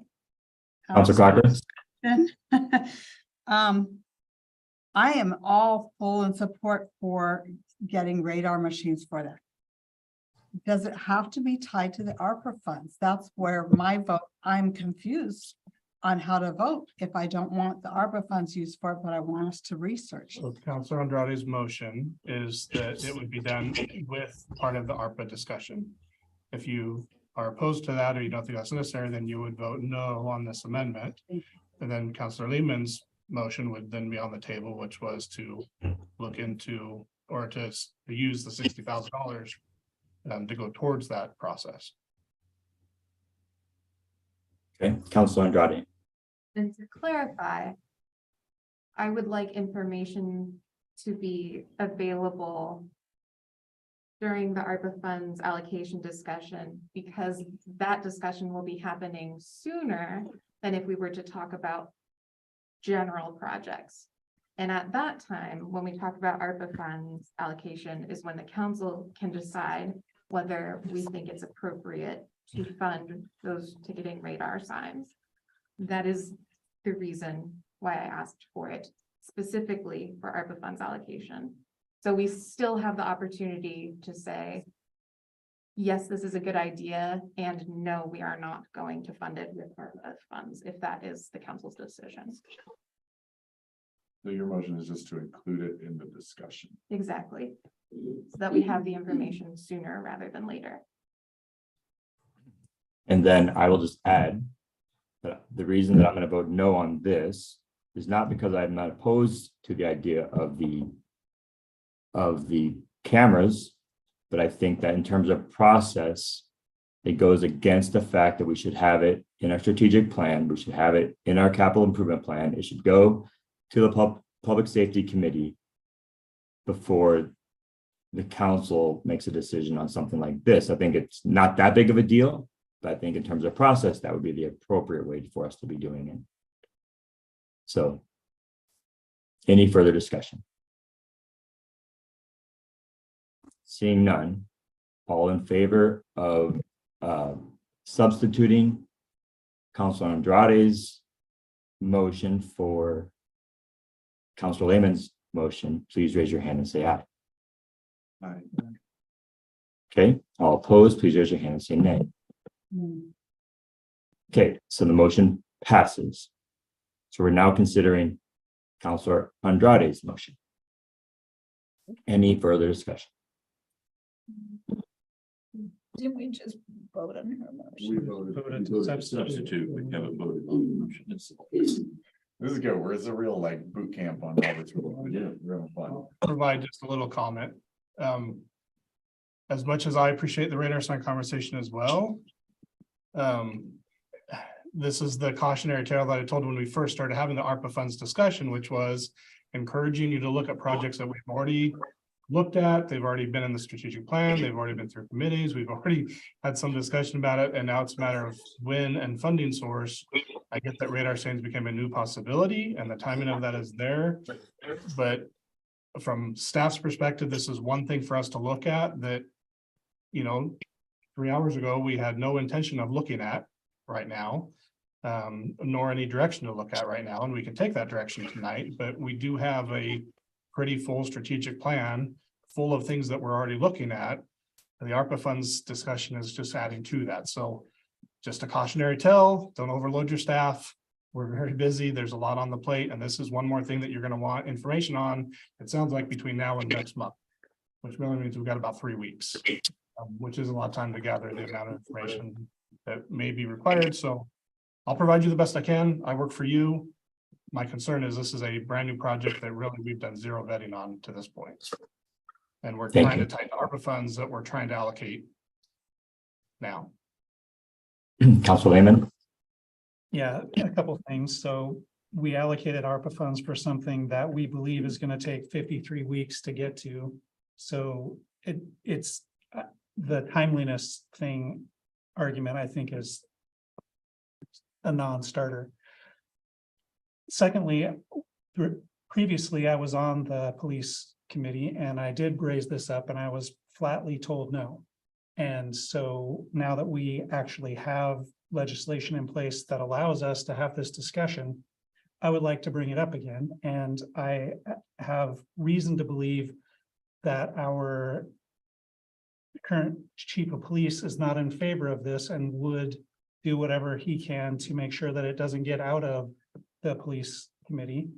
And I'd like to circumvent that by having the city council look into this and decide on this regardless of what the thoughts are of the chief of police. You're muted again, Chaz. I first saw Counselor Kazi's hand up. I have to strongly object to the timing argument because I think it's hollow and frankly, I think it's probably false. Of all the projects that we have funded with ARPA funds, I think the one at the elementary school was done pretty quick, maybe within a couple of months. But I can't think of any other one that is going to be done in a time frame faster than getting that generator.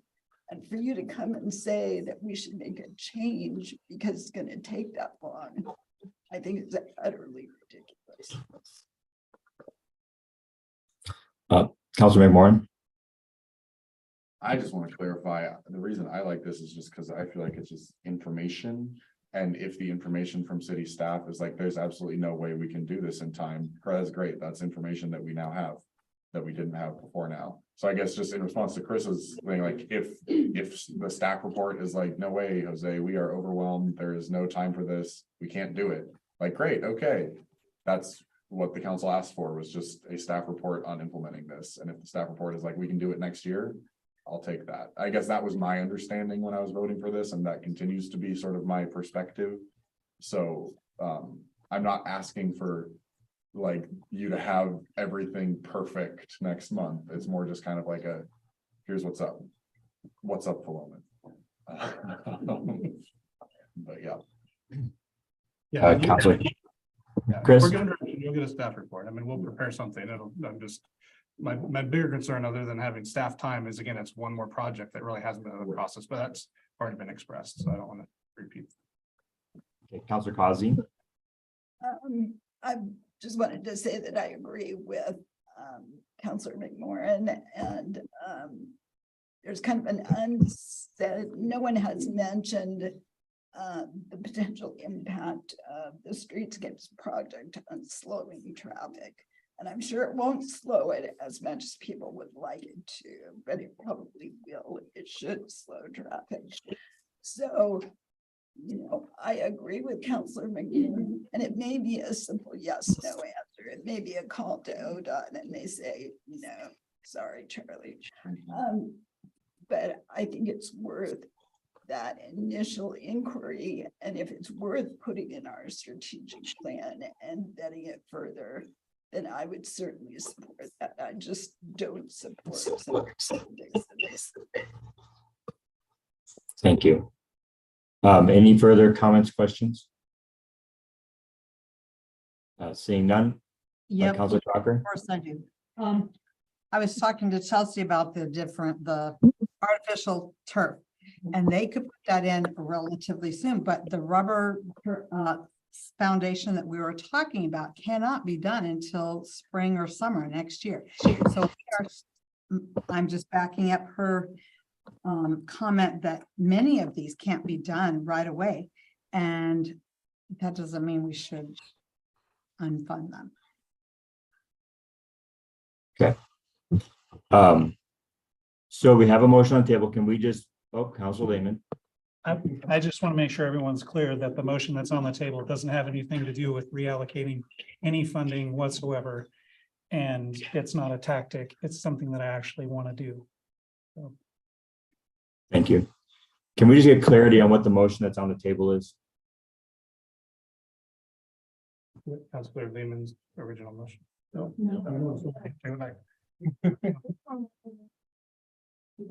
Staff to gather information for discussion of ARPA funds allocation. Okay. Correct? All in favor of passing the motion as stated, please raise your hand and say aye. Okay. All opposed, please raise your hand and say nay. Nay. Okay. So motion carries 6-1. Okay. So now, Five we to have, one. you're right, I'm sorry, 5-1. Now on the agenda is a discussion about the Indigenous Peoples Day petition, and Council Andrade, would you like to lead that conversation? Yes, thank you. So this was something I briefly brought up at our last meeting that we didn't get to discuss. So there's an Indigenous-led movement to make Indigenous Peoples Day a paid holiday, a non-school day for staff, students, and public workers in Oregon. The Inclusivity Committee agreed to sign the petition as a committee and have recommended that the council do the same, but as a council. I will note that during the discussion, I did mistakenly say that the city gives the day off already from the recent union negotiations, but as I said, I mistakenly said that we actually do not give it off already. And so by signing the petition, it would help ensure that we do. Anyway, and then if we do decide to sign the petition, there is a resolution that I would like us to consider passing, stating support for the petition. And I can read it if the would like me to. Okay, so thank you for that, Councilor McMorrin. Well, I guess that does kind of change my perspective on it then, because I don't want us to call on like the state government to do something we're not doing. And then, which then kind of leads to the next question of like, if the council did want to give this day off, would that then screw up like negotiated agreements or things? I mean, I generally, I don't think people turn down a day off, but I guess that does change kind of my calculus a little bit. So I don't know if Chelsea or Chris has input on what giving that day off would mean operationally. I'd say we just negotiated and added a day and a half. We added additional holidays into the current schedule. I think that we, looking at where everybody else is, we're right there towards the top of days off. Most people celebrate roughly the same number of holidays. Give or take, sometimes they'll do a day after Thanksgiving, sometimes they'll do a floating holiday or, different ways, but essentially that end number ends up being where we're at. So I'm comfortable with that. I'm not hearing from our employees that they need an extra holiday. So as far as operations go, I would prefer to not have an additional day off that costs the city time and resources and availability and labor that, frankly, all I hear from my supervisors and directors is they wish I had more days during the week because it's hard to get all work done. So it's just one day. You can look at it that way, but we have a very generous benefit package, and holidays and time off is on par or above what you're going to get anywhere else. So I don't think it's necessary. Thank you, Chelsea. Yeah, I'll just add that additionally, not that I have no opinion either way on it, but typically what we do is what was done with Juneteenth is that we I hear what you're saying, but that was also a holiday that needed to be recognized and probably supported in this sort of a way. And then when it became official that support led to the recognition, then we did adopt that holiday. So that's typically what we've done, and what I'd say what most cities do. So although your point is valid, I think that's the way that particular holiday was changed and then adopted by cities. Thank you. Councilor Crocker. My biggest issue. I am in support of the concept, but not for this year. The calendars have already been made. We're less than a month away. It seems silly to say that we would like to have it changed by less than a month away. I know the school district, for example, does their calendars in the spring, the time before, and they're not going to up and change in a month. But we could propose it for the future, or at least a discussion for the future, or sign a petition for the future, but not for this year. Thank you. Counselor Causey? Yes, I would just like to say that I too support this concept, and I believe that Columbus Day is kind of a fallacy, but that's my personal opinion. But it's also a federal holiday. And you know, if this is an effort to change things at the local level, to prompt change at the state level, to ultimately make changes at the federal level, I assume that the intent here is to replace Columbus Day with Indigenous Peoples Day, but that's never been mentioned. They just happen to fall on the same thing. Well, technically, the state doesn't recognize Columbus Day as a paid holiday. So it's not substituting it because this is a paid day off. But yeah, I think just going to mention that. I was just going to mention, you know, I'm generally in support of the idea of having this paid holiday. However, I think there's two problems with this. One is that philosophically, I don't think it's a great idea. I don't like the idea of the governor operating by executive order. I think that's just a bad idea generally. If this petition was to write a letter to the state legislator asking them to make the changes, I think that would be something that would be, you know, vetted statewide rather than just appealing to a single person to affect change. I just feel like it's a divisive way to try to govern, and I'm not in support of that. I also have a big issue with the fact that we just did all these union negotiations, and had this been on the table, we probably would have had a relatively different outcome, and we probably would have been asking for less of a percent increase or something. It would have repercussions. So I just feel like the timing of this is pretty poor, but that's just my idea. Counselor Andrade. I'd like to address a couple things. Thank you, Chelsea, for bringing up the Juneteenth way of getting cities to recognize the holiday and be able to give it as a day off to their staff, and for, you know, students who have the day off of, well, I guess they're most students are in school by then, but anyway. Yes, regardless of whether we currently get the day off, shouldn't matter. This is an issue of supporting Indigenous people and their peoples and their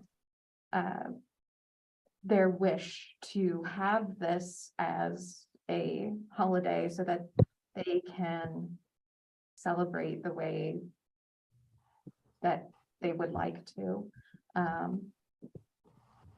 I also wanted to address, so in this petition, it's saying that October 9th, 2023,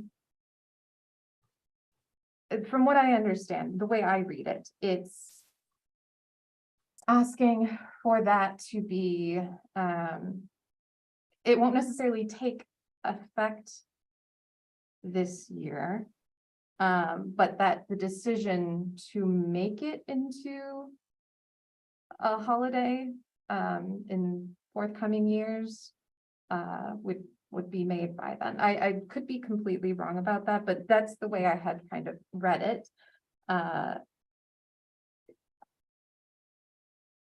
Also, let's see. I don't appreciate the assumption the assumption is to replace Columbus Day on a federal level. Again, there's, as Mayor Jones pointed out, Columbus Day is a federal holiday, not a state holiday. There is a difference there. And also, I'd like to point out that there's nothing in this petition that states that they are asking the governor to operate by executive order. It says, we urge Governor Kotek to support this movement for an authentic, meaningful holiday and to take the next step, which is for Indigenous Peoples Day, October 9th, 2023, to be a legal paid holiday and non-school day for staff, students, and public workers in Oregon. I suppose that could imply operating by executive order. But the point is that they're not necessarily asking for that. They're asking her to do what I'm supposing is it's not quite clear based on here, like what they are asking of her, except for supporting this movement. And any sort of assumptions that we make are we shouldn't be assuming anything that has been said that doesn't have direct reference here in the petition. Sorry, my notes are all over the place. But yeah, I guess the point, this shouldn't be about money. This shouldn't be about, timeliness. It shouldn't be about anything like that. This is about what is right. What is the right thing to do? And that's to support Indigenous peoples in the work that they do and the things that they ask for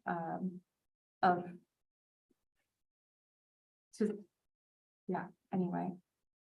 I highly recommend that the council sign it anyway, despite the misgivings that some people might have. Council Lehman? Yeah, a couple things. First, it does state the specific date twice. So I think that's not really that ambiguous there. This is a petition to get the date, October 9th, 2023, recognized as a holiday. I'm in favor of recognizing Indigenous Peoples Day as a holiday, 100%. I am also 100% against the phrase colonist holidays. I don't think that is a positive addition to the discussion about this resolution. And I also think that it's purely symbolic, as there's short of an executive order, there's no way for this to actually come into effect since the legislature is not in place and the session's already ended and they won't be going back again until next year. But I wanted to be clear that I'm going to vote against this because of the dates, and I am opposed to the term colonist holidays, but that would not stop me from voting for it. Thank you. And Councilor McMorrin. I guess, yeah, I would prefer to vote for a resolution that's a little more like, that's not as specific to this petition. I don't know, just aesthetically, I don't like having a Google Docs link in an official city council resolution. I feel like it should be more of like the city council hereby expresses support for the creation of Indigenous Peoples Day as blah, blah, blah. But I don't like just kind of copying and pasting this into into our resolution, because I think. As we've discussed, the only way to make this actually happen, like the council, I think it seems like, I feel like every member of the council has at some point in this discussion expressed their support for the concept. And that's great. So I think that if we can capitalize on that and approve a document that we all agree on, then that could be sent to our representative and our senator and the people that could actually make this happen. And we can express our support directly to them, because also just kind of from work, what will probably happen here is there will be a bunch of names on this, and then they'll do a send all to all 90 members of the legislature and click send, and all the staff will just put it into like, we're not looking at that box, because as a general rule, when we get emails that are sent to all 90 members of the legislature, we don't read them. You need to send it to your legislator, because it's also things that, most legislators aren't on committees that deal with this, or aren't on, the right path for this to happen. So I think having a more targeted and sort of like Philomath supports a concept, as opposed to like, we are signing this specific petition for this specific date, would be more effective. And I guess it would be a shame if we lost the unanimous sort of agreement on a concept over this, which is why I'm hoping maybe we could come up with something for the council to vote on at a petition that meets more of the desire of the council. And then we can actually kind of, use that to our advantage. But yeah.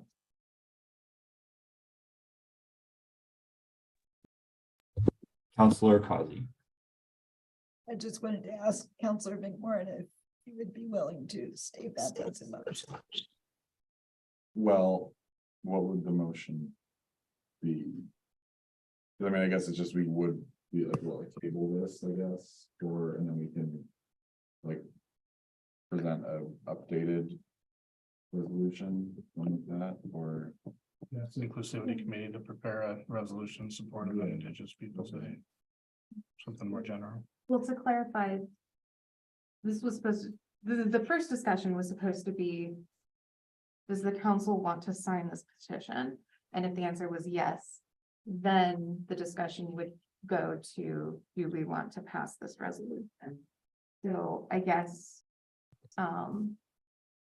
it sounds like the council does not want to sign the petition, but I also I don't want to make assumptions. I just think regardless of if the council wants to sign the petition or not, it feels to me that this document does not have the votes to pass tonight. And so I'm trying to find a path forward where the council can still express their feeling without just throwing out baby with the bathwater, essentially. Yes. Yeah. I think it's a great idea. Did you make a motion to table? I mean, I will. I just wanted to let the conversation play out, but yeah, I'll move that we table. Well, I guess the thing is that I think if anything, it's just, we're not going to be signing the petition and passing the resolution. It'll just be a new resolution. That was kind of what I was trying to get at. Yeah, then I guess I would move that we refer this item back to the inclusivity committee with the council's consensus, and then the inclusivity committee can help draft a new resolution that reflects that. Okay. Okay, so we have a motion to table and to send back to committee by Councilor McMorrin and seconded by Councilor Lehman. Any further discussion or comments? Councilor Andrade. Letter of support, resolution, both. I think we should pass a resolution, because then basically, usually a good way to do something, if you want to contact state folks, is then you attach a resolution with a letter of support or something, and then you can refer like per resolution 2813 or whatever, the Philomath City Council, endorses this thing. Thanks. And then, so I think we should focus on the resolution, and the a letter of support is basically just like a cover, like the resolution is the resume, the letter of support is the cover letter. But yeah. I appreciate that, and I will just add that I think you hear that everybody has broad support for Indigenous Peoples Day. We're really supportive. I'd love to see something come back that can be voted on unanimously, if possible. So I really am excited to see it go back to committee, and I look forward to seeing what comes back. So, and it'll be on, possibly on Indigenous Peoples Day that we're able to talk about this. So. No, we won't be able to do it by then. No, No, we only have one meeting before the next city council meeting. got it. Okay. So all in favor of voting, or I'm sorry, all in favor of tabling the conversation, please raise your hand and say aye. Aye. Aye. All opposed, please raise your hand and say nay. Motion carries unanimously, so thank you very much.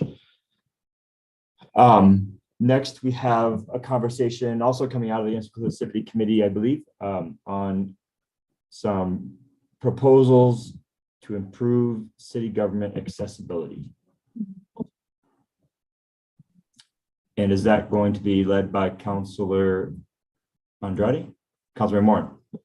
Think, and Councilor Crocker also, if she has things to chime in. And so I can try to keep this brief per the hour, but essentially the Inclusivity Committee, as I mentioned in here, was discussing sort of ways to make city government as a whole more accessible and inclusive and available to folks in the community, and so the Inclusivity Committee specifically folks who may otherwise, have barriers to access or who may find it challenging to interact with city services, and try to kind of highlight where those barriers were.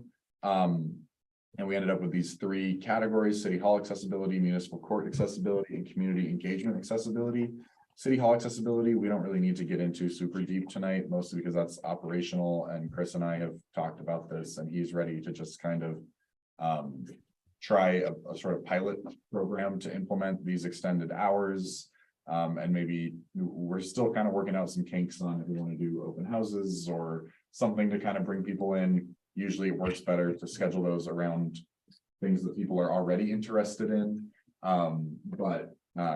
So I won't really go into a ton of depth on that, just because that's not really something that needs council approval, since it's more operational and the committee's already signed off on it, and Chris and I have been chatting. But if there is any comments on that, and I guess just to say the reality might look different than what's written here based on sort of, staffing and that kind of stuff. But if people have thoughts and questions and comments on City Hall accessibility, feel free to share them. I think the main thing that that the council we need to actually approve is the municipal court accessibility, just because the municipal court judge reports to the city council and not to the city manager.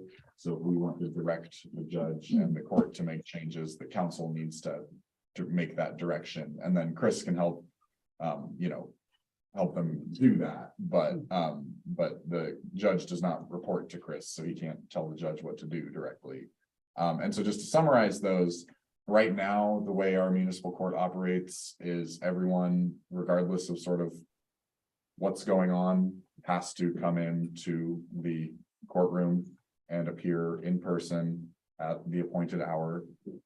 And that was highlighted as a potential barrier for folks that, don't have easy transportation, folks that work during those hours and, can't afford to take off work for very long, folks that have childcare issues, things like that.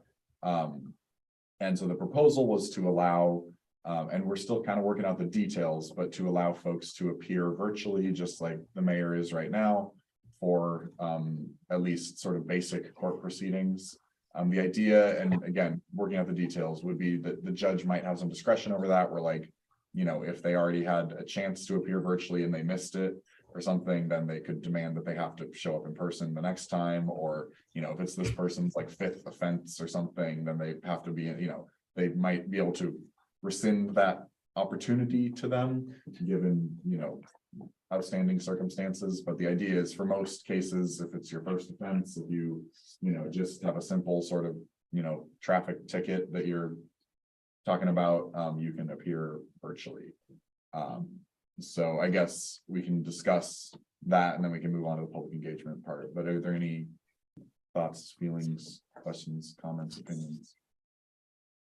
Just one minor question, is the February 1 date workable and what's that? And that can be, I guess, yeah, just this entire document is fluid. This is just sort of Councilor Crocker and I's brainstorming.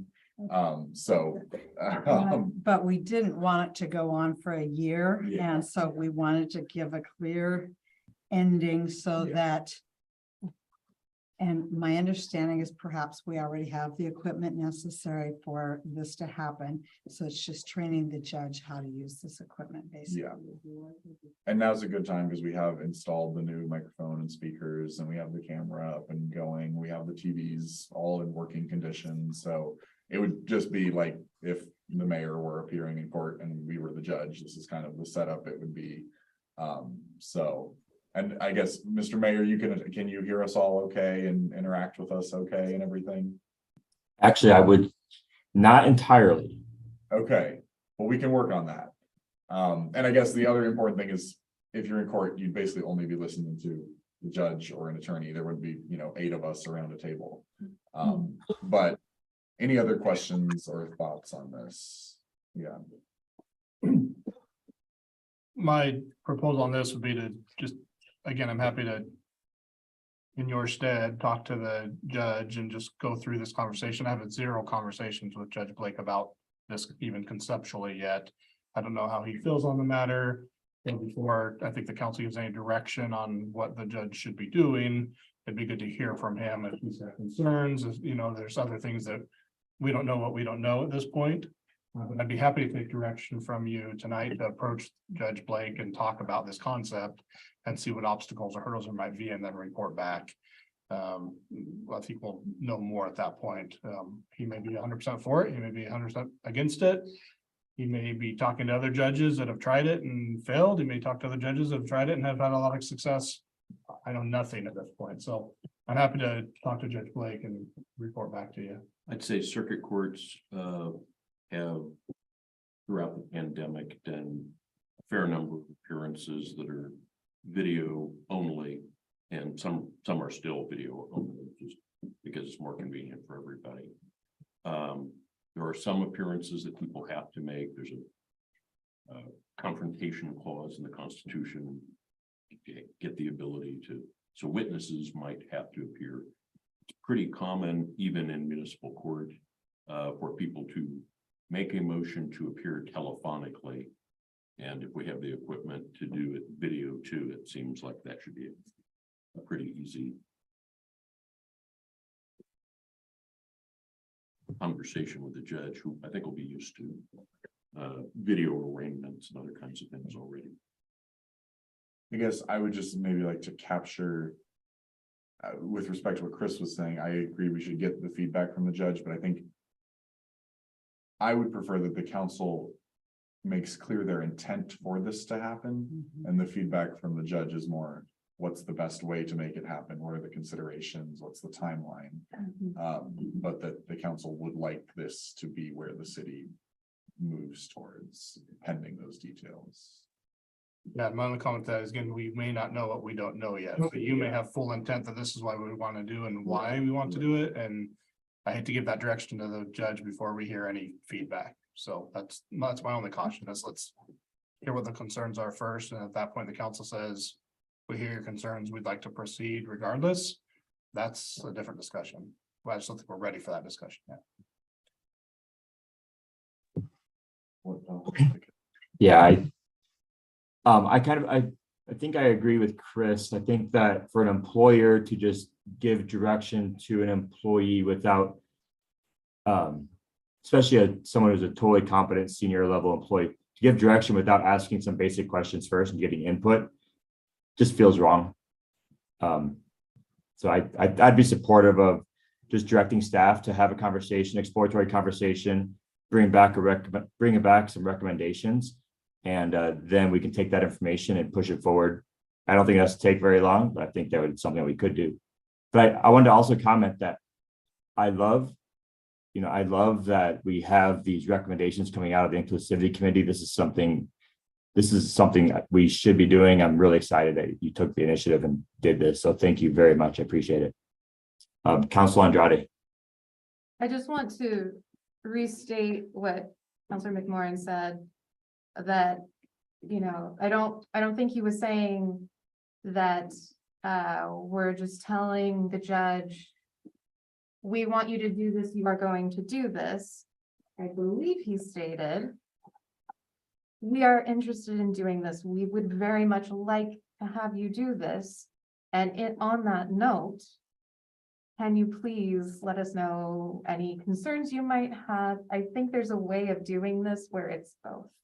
And then have just making that intentionality clear, as opposed to giving him some false hope of potentially false hope of it not going that way. I think it's important to be upfront with that information.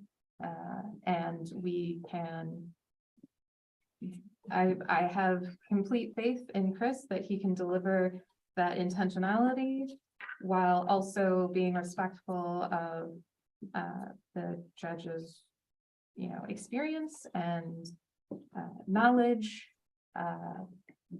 in asking for his opinion on how to implement this in a way that is helpful to everyone. Do we need a motion, or can we just offer consensus that Chris have a conversation with the judge about this topic? Well, as everybody's nodding and not shaking, then I think I've got some guidelines to go through, so I'm good. Great. And then the last piece was the public engagement accessibility. And again, this is this can be an ongoing conversation, but the first one, the town hall conversations, is something that is one of our council goals and in our strategic plan and everything, to have quarterly town halls, and it is now September and we've not had town halls. So that was just something that the committee discussed. And then there's some recommendations in here of maybe ways to, because I think the concern with the town halls is always that no one's going to show up, or that they're going to be kind of silly and pointless. And so there's some recommendations in here of ways to maybe combat that, to try to tailor them to topics that are already kind of topics of discussion around town. We can have a town hall on the streetscapes project, or you can have a town hall on, housing and homelessness. You can have a town hall on some of these things that we already get questions on, speeding, things that, we are already getting questions about. There's already a desire to talk about, as opposed to just sort of a general, come talk to your city councilors town hall. And who knows, maybe people still won't show up, but I think it's our job to give them the opportunity to. And the other thing we talk about in here is just that, at least I've heard about, and I think Councilor Crocker agreed, and I think most of us would agree, that sometimes constituents express frustration because they don't understand the public comment process, where it is a one-way street. And this would give an opportunity for more of a two-way street, where they can ask questions and you can actually respond, and, not necessarily get into a, back and forth, but it can be a little more of a conversation and a little more casual, and just kind of oh yeah, that's a great idea, or oh, well, here's, we thought about that. These are the issues we ran into. So this is kind of what we're thinking, is we really need to actually get on planning some of these town halls. And then the next, and I feel like, Chris feels the way about surveys that I feel about consultants, which is that we have far too many of them. But this was something else that we came up with, is just, we have a lot of surveys right now, and they're all very sort of targeted. We have our skate park survey, we have our, ARPA survey. And I think something that stood out to me in all of those is that people had a lot to say that wasn't necessarily about those projects. So I think the intent with this was more, when we are looking at updating our strategic plan, do sort of a broad and simple survey in the community. That is just sort of like what, like it says in here, like, what are your top 5 concerns, and can give a space for people to type as well. Because I think a lot of us expressed how helpful reading through that ARPA survey was, and we're like, you know what, yeah, we should do that. I hadn't thought of that. And I don't want to reinvent the wheel, which is why I think we should wait and do this maybe as part of our next strategic plan update or something like that. But I just think that is something that we've talked about in the past, kind of really appreciating that community feedback and a desire to get more of it. And then the next one, this is sort of to tie it all together, is just actually getting out into the community more. So there's a few suggestions here. So one is just actually going out and knocking on folks' doors and just sort of seeing what they think of Philomath and what their suggestions are, what their concerns are. I know there's always a bit of hesitation because you don't want to bother people, but Chris and I were talking about, you know, I went out and knocked on a lot of doors when I was campaigning. Chris goes out and knocks on doors to inform people of city projects in their neighborhood, and probably 95% of the time, people are not annoyed. In fact, they're like, oh, wow, this is great. Like, there's someone from the city here to listen to my concerns. Like, this is new. I love this. And that's the reaction most of the time. And I think that is something that I've heard a lot of desire for more of, is like, you know, someone willing to listen and hear. I know that's a time commitment and it can be complicated. I think we can work through that. And then the other thing, which I think we've been getting a little better at, is sending counselors or, you know, committee members or staff or whoever to community events, and trying to have the city have more of a presence at places where the community is already gathering.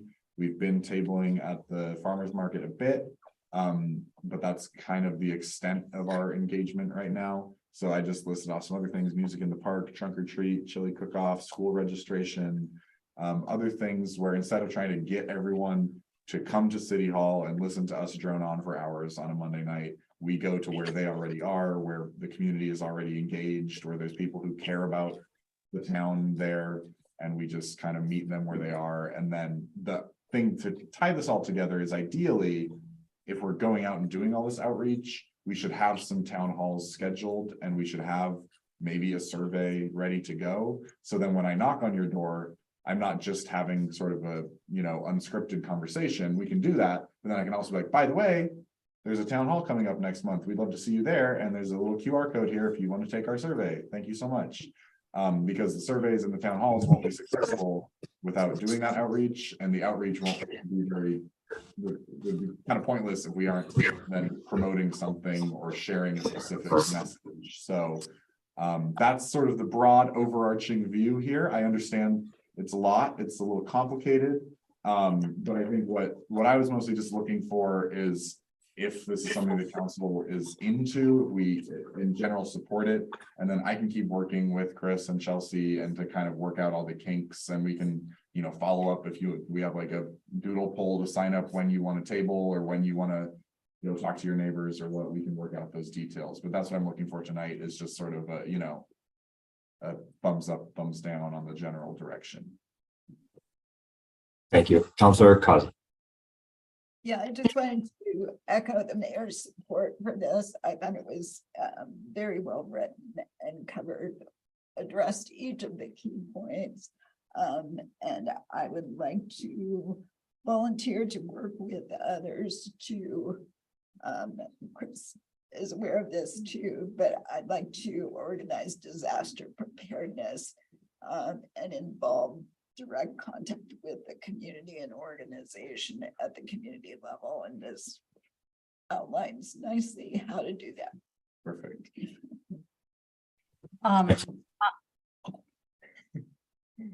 Proctor. I don't know why I can't do that, but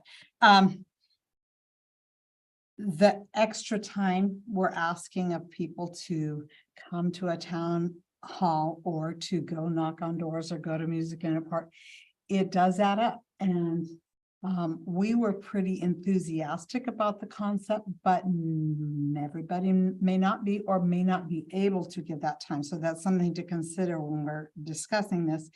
And I also love the idea of having an informational brochure for our tables and our music in the park or wherever we go, or handing out on how to sign up for the information through the website, how to negotiate around the website.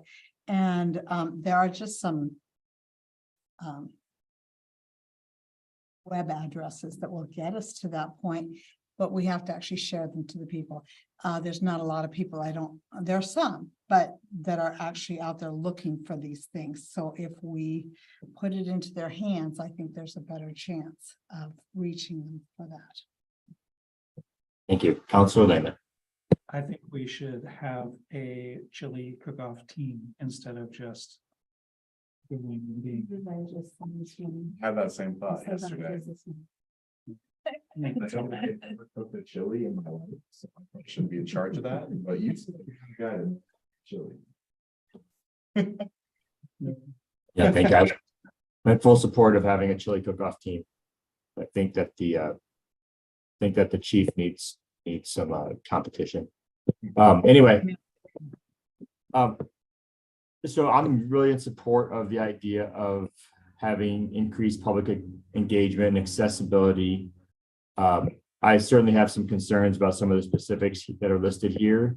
I don't think that we have time to kind of go through them tonight, but I think that, you know, the individual council members, I know that when I asked Councilor Lowe if he was interested in organizing the wildfire town hall, and he took that on to himself and really worked with city staff to make it happen. I really appreciated that. I think that we can all do that if we have time available. I mean, in all honesty, I am so maxed out that I just have a lot of concerns about asking our city councils to do this. I think that we can add these kinds of things into the strategic plan as ideas. You know, I think in the strategic plan, coffee with a counselor, coffee with the mayor's in there. I certainly have done that sort of thing on occasion. I don't always tell people. I'm just like, hey, I'm going to meet up with for coffee. But I think that we can all be taking these individual actions to really get out there and make it feel like we're being more in touch. I know that all of us are out there in some ways. I see you all out there doing different things at different times. I don't like the idea of trying to dictate when and how people are out there engaging with the community. So in general, I love the idea. I'm just concerned about being a little bit too prescriptive. I like the idea of offering opportunities and seeing if people can take advantage of those opportunities. But I see Councilor Andrade. I don't see it as dictative of, I do see it as presenting opportunities, these suggestions, and that yes, we might be able to, as individuals, plan a town hall or something like that. But honestly, we're stronger together, and we can, like, I do not have the capacity to organize a town hall, but I am happy to help out.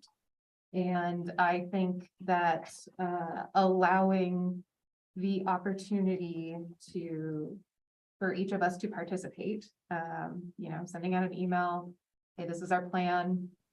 If you can help, let us know. Like, just, there's ways of doing this without making people feel obligated, and being able to come together to create something even better than what it might have been had one person put it all together. Yeah. And one quick thing, just housekeeping. It's past 9:30. I want to ask everyone if we can get some permission to finish up this agenda item, go on to G1, and I'm hoping for us to be out of here in about 10 minutes. I'll make a motion that we extend our council meeting till about 10:45. I'm sorry, I'm in Mountain Time, 9:45. And I get a second on that. I'll second it. So I have a motion to extend council meeting until 9:45, seconded by Councilor McMorrin. Any further discussion? All in favor, please raise your hand and say aye. Aye. Motion carries. Okay, Councilor McMorrin. I guess just to kind of wrap this up. Yeah, and I was not envisioning this being prescriptive at all. I just know well, in the past, the council has had some tension about counselors going off and doing things themselves and not inviting others, so I was kind of trying to head that off. This is not like an obligation to do anything, but just I think, you know, I kind of wanted to get the council's blessing to work with Chris or Chelsea and kind of start the ball rolling on these things and not have it come across as like a Christopher's doing this, like, I want to do this with all you, but there's no pressure. Like if you know, if you don't have time, if you're got other stuff going on, that's totally fine. I just didn't want it to feel like I was going rogue and doing things. I'd rather this be a city of Philomath town hall, not like a Christopher McMorrin town hall or something like that. So I think that's more what I was looking for tonight, is just like, is there consensus that we all like this and it's okay for me to kind of keep the ball rolling? Y'all can participate as you wish. And I'm not saying I'm going to do all of this. I will, yeah, but just, I think that's more what I was looking for tonight. So, just so no one's caught off guard if, you know, if they hear about these things, like, why didn't Christopher mention this? Yeah. And Council Lehman. Just one other quick comment. If we decide that we're gonna do door knocking, I think that's important that we announce a couple of times beforehand Sure. that we're gonna be doing that, so people are aware that between 6 and 8, some stranger may come knock on your door. Yeah. Sure. So Chris, is there anything that we need coming out of this conversation? No action needed. We've got consensus for me to move forward on these, work with Councilor McMorrin and other council members. Some of these are already kind of in play. So I'll just know, I mean, Councilor Crocker and I have talked about a town hall idea, and there's as well. So some of the stuff's already in play. Some we just need to push, but again, similar to Councilor McMorrin, I didn't want to start moving forward on some of these items without the council having some overview of what we were going to start working on. So I will proceed and report back along the way as necessary. Great, thank you. Next on the agenda is ordinance number 880, granting a non-exclusive franchise agreement to Comcast of Oregon. Is that Oregon, Illinois, or Oregon 2? Oregon 2. Oregon 2. Okay. Business name. I. I got it. I grew up 10 miles from Oregon, Illinois, so I was just kind of wondering. Okay, so Chris, you want to take this? Yeah, I can speak to this. First and foremost, our Comcast representative was planning to be here tonight, ended up getting ill, so couldn't make it, called today and said he couldn't be here. This is a renewal, so we've had a long-standing franchise agreement with Comcast. This would be renewing that. For new franchise agreements, we've kind of been going at the 5-year mark. For renewals, I'm comfortable with 10 years. Comcast, generally speaking, is a great franchisee. They let us know when channels come on and off, almost annoyingly, in fact. But they keep us up to date on things. We never have problems collecting payment from them. They're just really kind of a no-brainer, easy to work with. So I don't really have concerns there. There's one note in the ordinance, and I didn't circle it on this copy. There's a duplication. Section. Written down in my office. What is it? 7. Page 7.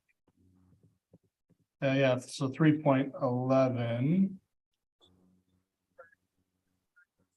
Cable service. And. Underline. And 3.11 is mentioned twice. Yep. And then emergency. And so forth. Yep. So the That same thing. Cable service. Cross out the first one. yeah, so just crossed off the one, an amendment to motion to amend the ordinance. To strike lines 6 through 18 on page 7 of the ordinance. And to renumber from 3.11 will be 3.12 through the rest of the document. No move. 32. Right. No move. So move forward. So we have a motion by her, I think I was by Council Andrade, seconded by Councilor Kazi. Yes. Great. Any further discussion? I also have a question that the agenda item summary refers to a 5-year term, but the contract itself refers to. Yeah, I spoke to that initially, I think when I was first looking at this. I probably grabbed the template from another franchise. For 5 years, I think I was looking at the one for Alerica, which is again, new franchisee within 5 years, just to have that check-in after 5 years. With Comcast, I'm comfortable with a 10-year. So again, because of the background that we have with them, I don't think we're gonna gain anything by relooking at this in 5 years, that we want to get 10 years out. And there's lots of provisions in here. If we do have issues between now and then, we can audit, we can, there's all sorts of things we can do if we do start to have problems with them, so I'm comfortable not bringing this all the way back to you for another 10 years. Are there any other material changes? There's some there was one other reference to some state law that had changed. Primarily around the franchisee's ability to charge for services. So that language got updated. However, they said they currently don't have any plans to start charging the city for services. And currently we're not using any of their free services. I think we used to get like free cable at City Hall and the police department and public works. We've not been utilizing that for a long time. So it was one of those, well, this might be taken away from you and we're not using it. And they'll notify us if they decide to. There was some time frame where they had to give us notice before they decided to start charging us. But again, it's kind of a moot point because we're not using those services. If we were reliant on cable in this room, for example, that might be a bigger deal. We just haven't watched a Beaver game in these areas in this room for a while. I won't say we've never watched a Beaver game in these chambers before, but it hasn't happened. I'm saying we want the community to be engaged. That would be a fun thing. Baseball game. Counselor Crocker, did you have your hand up? I don't know if this is the right time to ask, but I am concerned about them having a public way right to dig into our brand new streetscape. Do they have that ability or do we have to give them permission to do something like that? We put there's a 5-year moratorium that's placed on that. And so they still have the permission, but there's a moratorium in place. There's a penalty, so there's an additional fee. That all gets done when the road gets done, that gets put in place. So they would be subject to that just like any of the others. Yeah, I just don't want them digging and repairing because it never looks the same. And I think that would be wrong. They've been given plenty of notice of the streetscape project. They've attended the meetings. Any utilities that they need to move, they're taking care of before they take place. They're aware of the revisions. And so right now we have a motion to amend, right? Or to make an edit. That's what's on the table right now. Correct. So we need to vote on that motion. Are there any further amendments that we make so we can merge them all into one, or are we good? So seeing none, let's go ahead and vote on the motion to amend. All in favor, please raise your hand, say aye. Aye. Aye, motion carries unanimously. Counselor Causey. Yes. Oh, you still have your hand up? Or are you good? No, I was No, voting. yeah. I think you were seeing her water bottle, maybe. Got it. Okay, so I'm sorry. With that, let's go ahead and do a roll call vote on this ordinance. We haven't ever read the ordinance. We're gonna read the ordinance first. So I'll do that, but yes, roll call. This is an ordinance of the city of Paloma granting a non-exclusive franchise to Comcast of Oregon 2 Inc. for the construction and operation of a cable system and repealing ordinance 783. Excellent. Okay, roll call. Crosby, Yes. Counselor Crocker, Yes. Counselor Lehman, Yes. Counselor McMorrin, Yes. Counselor Andrade. Yes. And Mayor Jones. Yes. Excellent. Well, thank you. Noting that it's now 9:45, we really appreciate everything here. We're gonna go ahead and adjourn this meeting, but look forward to connecting with Chris. If you have any questions. We do have What an was that? executive session. but it Oh, would gosh. require, extending the meeting again. How long? I think. 15. 15 minutes. So we go till 10 o'clock. Can I get a consensus that we can go till 10 o'clock? Okay. Do I have consensus? I'm not seeing head nods. Yes, I do not okay. believe that you will, I do not believe you will need to reconvene in regular session, because we won't be asking you to make decisions. Okay. Do we need to adjourn the exec, or how do we do that? You need to read your statement. Yep. And then Okay. I have a statement to read. or The full- counsel read it from her side. I got it here. The Philomath City Council will now meet in executive session for the purpose of consulting with legal counsel concerning current litigation or litigation likely to be filed.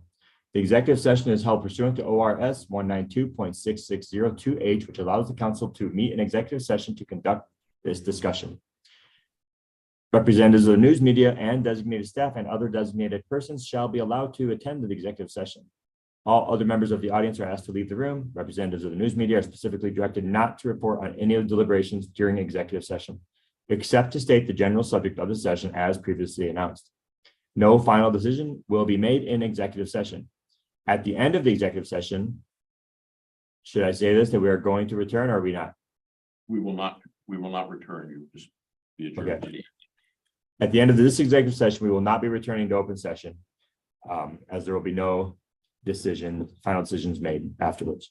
I would recommend that the council members and staff that the confidences in this executive session belong to the city council as a body and not to the individual members. The confidences should be disclosed if the city council as a body approves such a disclosure. If a member or staff person does not believe that they can maintain these confidences, then I would invite that member or staff person not to participate in the executive session. Are we good to go shut off the live feed?